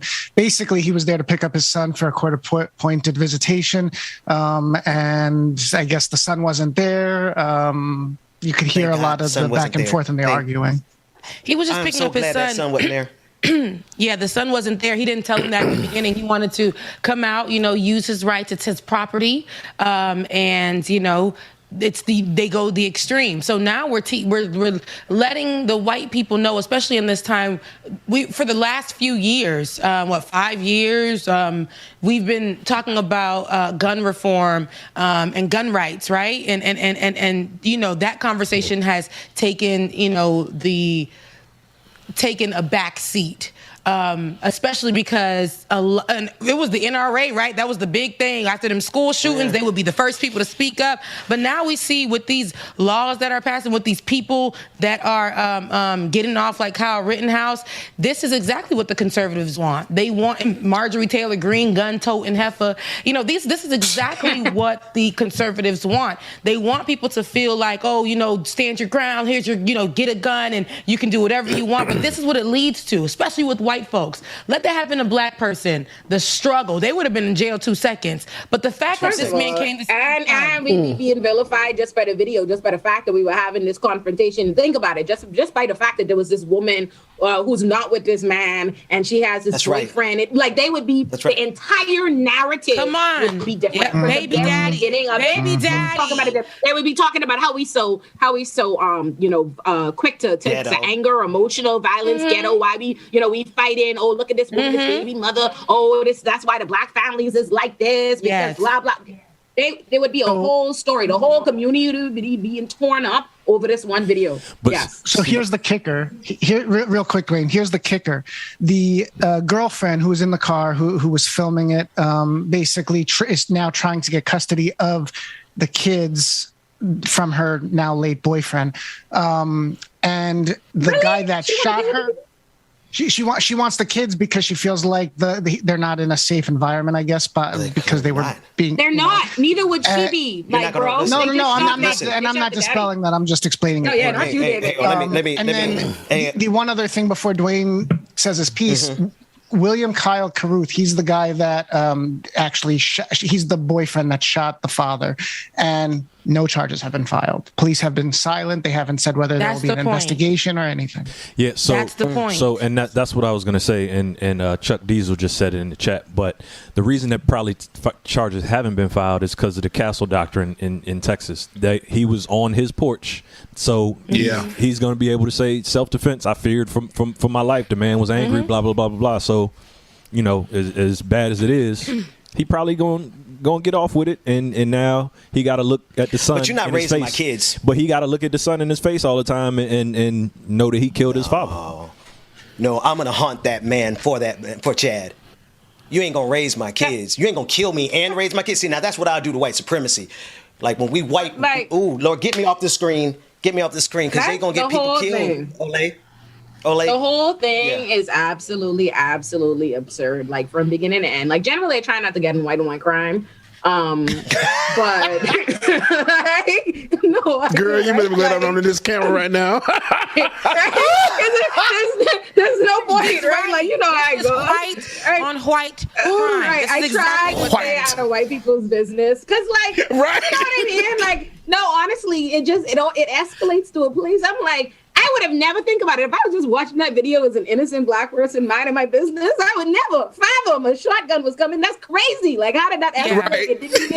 It wasn't even given. I'm like, I've had lively arguments with Raheem. Like, why would you get a shotgun? That's crazy. And also, let me just say this. For someone else's child, that's the nuttiest part of it. You're going to shoot this man over his child? How you getting that? You notice how his girlfriend was in the car minding her business where she's supposed to be deep in her land? How did he get out there arguing with this couple about their child? Like, stick to the rivers and the lakes that you used to. Like, this. Come on. Nah, because he lives. That's his porch. He lives with the girlfriend, and then the kid is there. They live in your house. They should have just started with the kid is not here. The kid is not here. That child is not safe. They should have let that man turn up the way mothers and fathers turn up every day. If parents all over the place, if their visitation, their things are not honored, they get mad, right? Then their parents be upset. They argue amongst each other, whether they together, split up, whatever it is. That was between those two people, him and his ex-wife, to have that conversation. He doesn't even need to be out there arguing with that man, let alone turns up enough to go get a shotgun to shoot this man. Because why? He's mad that he didn't get to see his child. Like, what's unreasonable about that position? You know what I mean? Like that's insane. But people are unreasonable. I hate that this has to happen like this, but I hate that there's laws set in place to protect people like this. But it's funny because let's be honest. Even with the castle doctrine in place, if they were different people, different circumstances, they would have been arrested, right? And that's exactly what I was saying. A defense to a crime. A defense to a crime still gets you charged. Yeah. Yes. That's your argument at trial. If you're black and you try to use this law to protect you, it will be way harder. This man literally just shot this person, blood still fresh on the damn porch, and he gets to sleep at night with that man's son in that house. Because, and y'all could fight me on this, and because I know y'all trying to bring this conversation up on the Twitters and such, that race is not an issue. Stop talking about, because that's what that's the conversation they're trying to bring out. My friends are black. Kyle said that he is, for the black movement. And no, it is about race. I need y'all to if we can really be honest and literally look at the laws that are in place and understand that they were meant to protect a certain kind of folk. Okay? And that ain't black folks. If we can be real with that, if we can sit here and have that conversation and be real, and I think we can definitely have some forward movement. But the fact that people don't want to identify this, they look at the Kyle Rittenhouse case, they look at things like this, right, where we should be talking about these laws, who they protect, gun reform, where those conversations should still be going on, where we look at even with the fact that we had to go as far as we did with the Ahmaud Arbery in that case. The race plays a huge part. The way that they describe that man that ain't even alive, the way they describe that man, dirty toenails, heifer, really? They know that. Really? They know. Listen, they know. They know. That's the thing. They put us in this position in America as black people. It's like we constantly having to explain to people why we're talking about race that they made an issue. You know what I mean? Why are we explaining these problems and this and the next thing? They know. There's a thing Boebert. When Black Lives Matter first came about, right? Oh, remember for the first few years, all the argument ever used to be, we used to have to defend till we're blue in the face every day that Black Lives Matter doesn't mean that their lives don't matter. And they know that, right? It was always logically inconsistent. Everything that you have, it's named after whatever it is. If I have a shop and it's called Olayemi's Closet, it doesn't mean Mandy's Closet don't matter. They know that. Everybody knows that. If we have autism awareness, it's because we're talking about autism, not breast cancer right now. They know it. But the whole purpose of that strategy was if we are constantly caught in an argument where we have to explain and defend what the movement is called or what it's even about, we never actually get to talk about the substantive issues, right? That's what it is. They know the same thing with Rittenhouse. We did not start calling Rittenhouse a white supremacist, like just out of thin air. We didn't just come up with that because we wanted to imply and project that on him. There's been a lot of conversation about, the left continues to call him a white supremacist, whether or not the left came up with that, blah, blah, blah. The question needs to be, is it true? Is it true? If he started calling him a white supremacist because he, on his public social medias, espoused nothing but white supremacist views via his open and public support for Blue Lives Matter, his open and public support for the Proud Boys, a white supremacist organization, his photograph hanging out with, kicking with, doing the white power symbol. Listen, if it looked like a duck, it quack like a duck, it walk like a duck, it's a duck. That's it. Right? Okay? So we don't need to engage with them no further. Them arguing with it doesn't make any sense, right? It would be like me getting on TV right now and being like, I love the police. And then y'all being like, you see? Olayemi said she loved the police. Like, I don't every day tell y'all that one little part. Yeah, one little part. That's what it is. It means the insanity. Yeah, they'll use they it only gaslight you. Yeah, but that's what they do. That's what the other side does, and it's not only the other side. Unfortunately, that's why I'm just like I'm just here. I'm just here so I won't get fined. Because if I'm over here talking about, oh, I'm such a liberal, I'm such this and that, there are people on that side as well that are having the same exact conversation. When we talk about bipartisanship, we can't talk about that without identifying that there are holes in this bipartisanship conversation because you just want us to really run along with something that literally does not include black people. Joe Biden, you had an opportunity to have the conversation when Kyle Rittenhouse was found not guilty, but what you went out there and said to black people in their face is that you are happy or you're okay with what the law put out, what the law did. You trust in this justice system, my God, today, tomorrow, and forevermore. That lets me know. Exactly.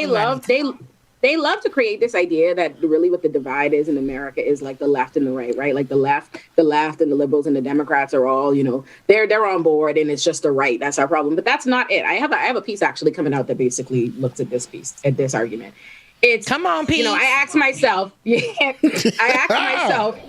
a world where like Black Lives Matter has become the largest civil rights movement, right, in this country, everybody and their mama is protesting, right? Last year in over 550 different places, people protested across this country, and every single day, everybody claims that the criminal system, is working as it's intended. This is not an accident. It's so unjust, but yet we continue to see police budgets being inflated. We continue to see people, being killed. We continue to see them voting in all these different politicians that do these negative things. Why? why is that? Because they're more aligned than we think. It's not just the right, it's Democrats too. Like, think about a place. I live in New York City. By comparison to other places where you let them tell it about the right, this is some kind of New York progressive utopia. This is where stop and frisk is, Rikers is, all the criminal system, all these terrible things. And we have a Democratic mayor, Democratic governor, Democratic district attorney in each and every borough. So what now? Mm-hmm. Like, I have a whole thread on police killings, and it's not the Democratic states too. If it were true that that the blue states, or where we have blue government, Democrats were, it was all good, then we would have some kind of safe haven in this country, and we don't. That's right. There is nowhere in this country that we don't experience racism, that everything that we're talking about does not happen. Absolutely nowhere. So what needs to be the conversation, and the conversation they don't want to have, is that the left is just as invested in maintaining the status quo as the right. Because at the end of the day, these people have all become beneficiaries of a system that they put in place and they maintain. Period. Facts. Listen, Period. It's so much. It's so much that we can go on and on with, and it just boils down to the simple fact that they don't want to tell the truth. They don't want to call a thing a thing, people. They don't want to do that, right? And that's what it is all around the board. We have people that look like us who are sitting at these tables who are afraid to have these conversations because they will no longer be sitting at these tables, right? If they do speak up, or they'll have a target on their back. Their positions will be minimized. Their play time or TV time will be minimized if they do speak up. If it's not if it's not popular at the moment. We know that when a black situation or a black protest is popular in that moment, they're going to want to use you. They're going to want to have the conversation. But once it's not popular anymore, they need to be able to dictate and narrate the conversation. They need to get their storylines out, and that's always going to be in a way that promotes unity without even talking about the real issue. Y'all can't even see us for people, so how can we move forward? I want to move on to this conversation. I know it's out of nowhere. I know we probably ain't even got no clips or no photos of it. But I really want to shout out Barbados for freeing themselves from colonization. Honestly, from freeing themselves from the chains of Europe with their ties with Queen Elizabeth and becoming a republic. And I love that for them.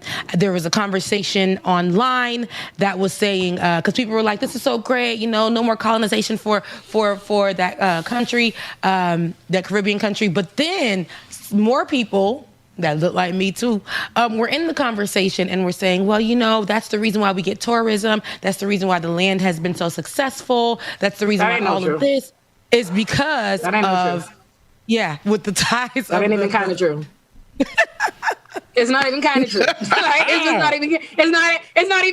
even based into what are you talking about? Like, all of our countries, we have a tourism industry. The reason we have a thriving tourism industry in the Caribbean is because people look at the Caribbean as a tourist destination because that's what they think of beaches and things, and they don't humanize us as our own countries with our own history. It has nothing to do with the British. The British don't got nothing to do being colonized. That's what I was saying. Being a part of the Commonwealth don't got nothing to do with the tourism industry. In fact, I would wager, because I'm very, as how the Bahamas is very much so still a part of the Commonwealth, and it's ridiculous because what do we get out of it? We don't even get. Have you ever thought about the fact that we're not just colonized by these places and they maintain a strong hold over us as calling themselves like our symbolic figurehead, put themselves on our money, all of that. Forget all of that. But we don't even get derivative citizenship out of it. Think about that. Like, Puerto Rico has a bad shake being a part of America, but they, at the very least, they get citizenship. We don't even get that.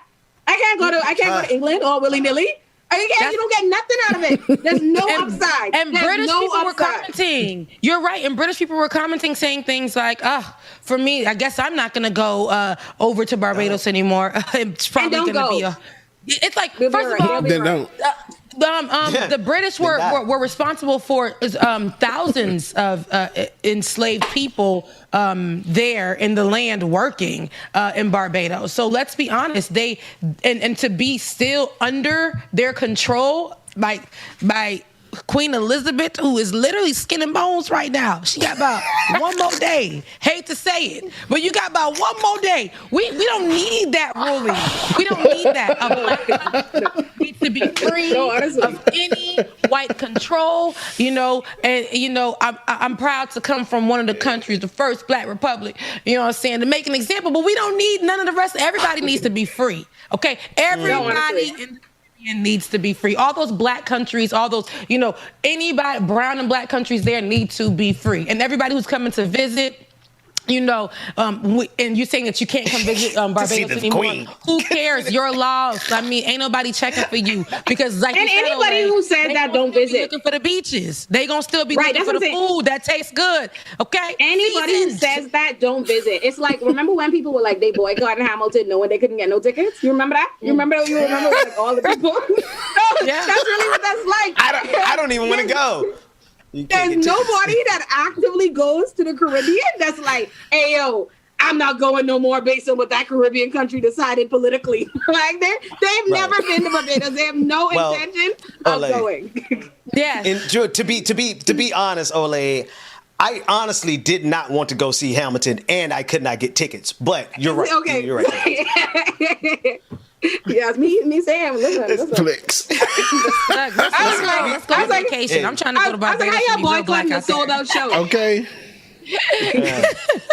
Listen, we're getting ready to take it over to the after party. Ole, thank you so much for doing what you do and coming to hang out with us. Thanks, Ole. It was always good having you here. Always good having you. Yes. It was a show today. Y'all don't understand. Like Dwayne said, y'all got a Friday show with a Tuesday, boy. Y'all count y'all blessings on this one. Patreon.com/Patreon.com/the BPD show. All right.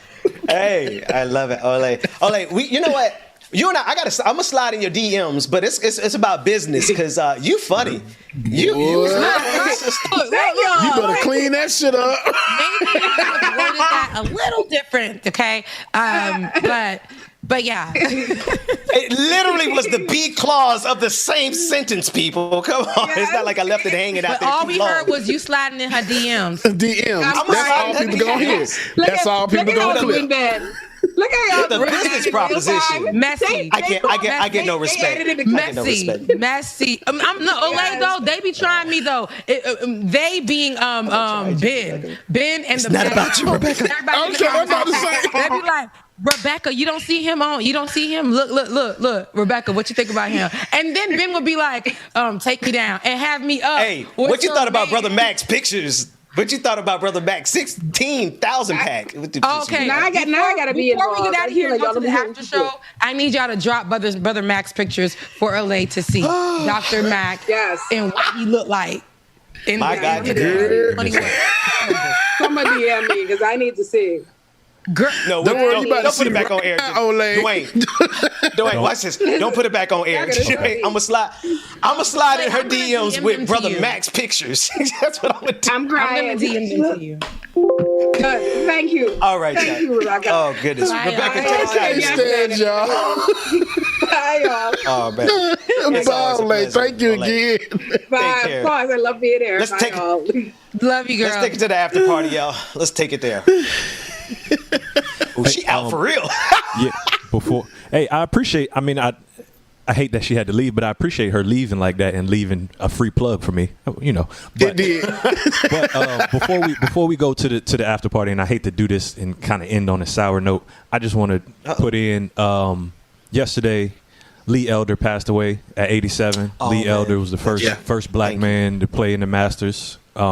We know Augusta, they still don't like black people over there, but first black man to play in the Masters, first black man to play in the Ryder Cup. So rest in peace. Do we have B-roll of it? Yeah, I do. What sport? I'm sorry, Dwayne, don't fight me. Golf. What sport? Golf. Yeah, golf. Yeah. Golf. Okay. Okay. So definitely a legend. Okay. Yeah, legend. I don't know him, but if he's the first, it's crazy because a lot of our legends are passing away. It's that time. It's crazy. That time. Dwayne, run that B-roll because I just want people to be able to see and visualize. And thank you I know we had a jam-packed show. Definitely thank you for bringing that up. And as you run the B-roll, give the historical context of this brother. Yeah, man. Like I said, Augusta National, where the Masters is played, for a long time, they ain't allowed black people to be members at the course. It was, I think, in the last 5, 6, 7 years that they allowed their first woman, first black person to be a member. So, and we all know golf is one of those sports that's kind of been ruled by the white elite.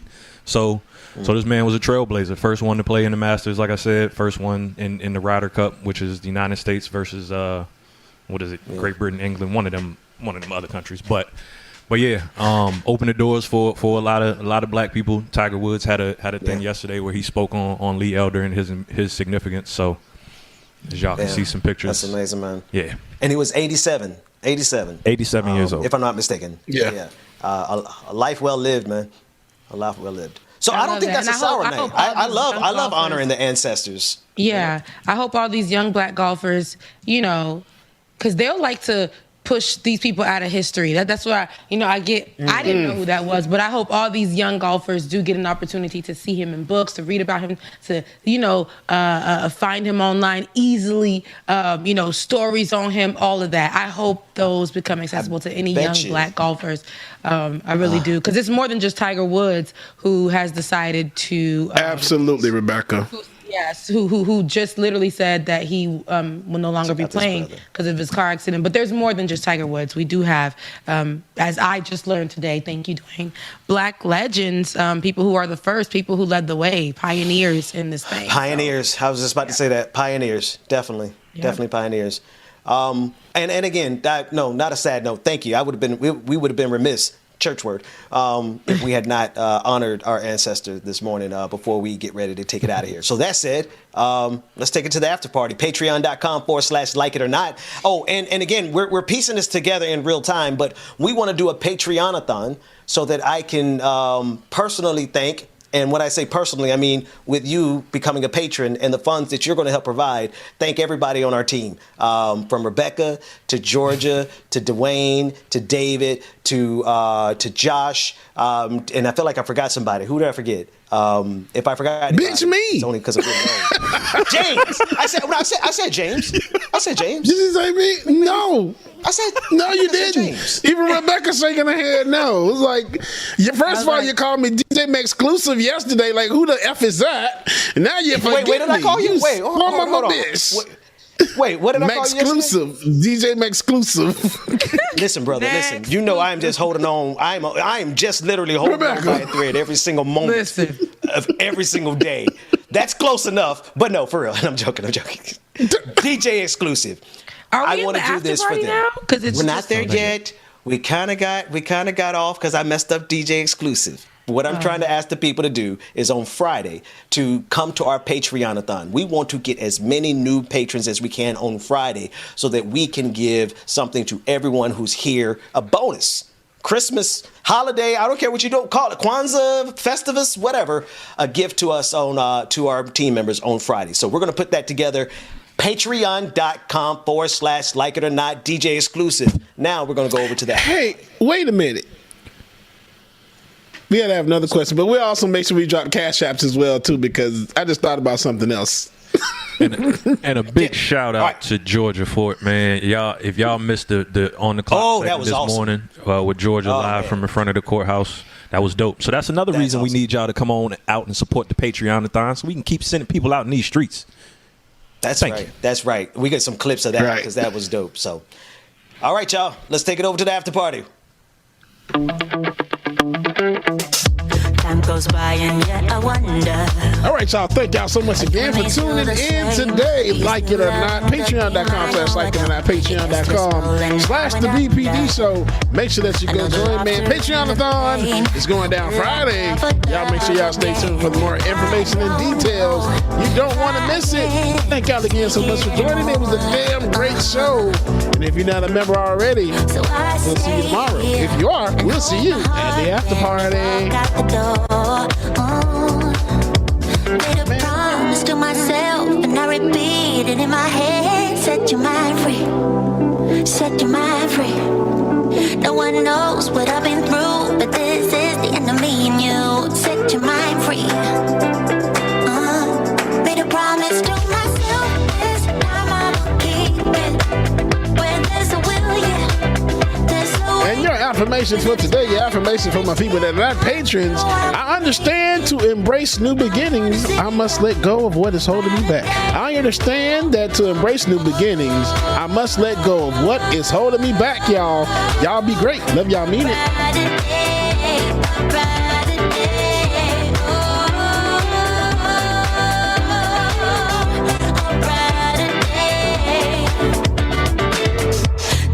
by, and yet I wonder, why do we put each other through hell? Why can't we just get over ourselves? I know I should. You cast your spell and I went under. I know the laughter and the pain. Will I ever love again? I don't know.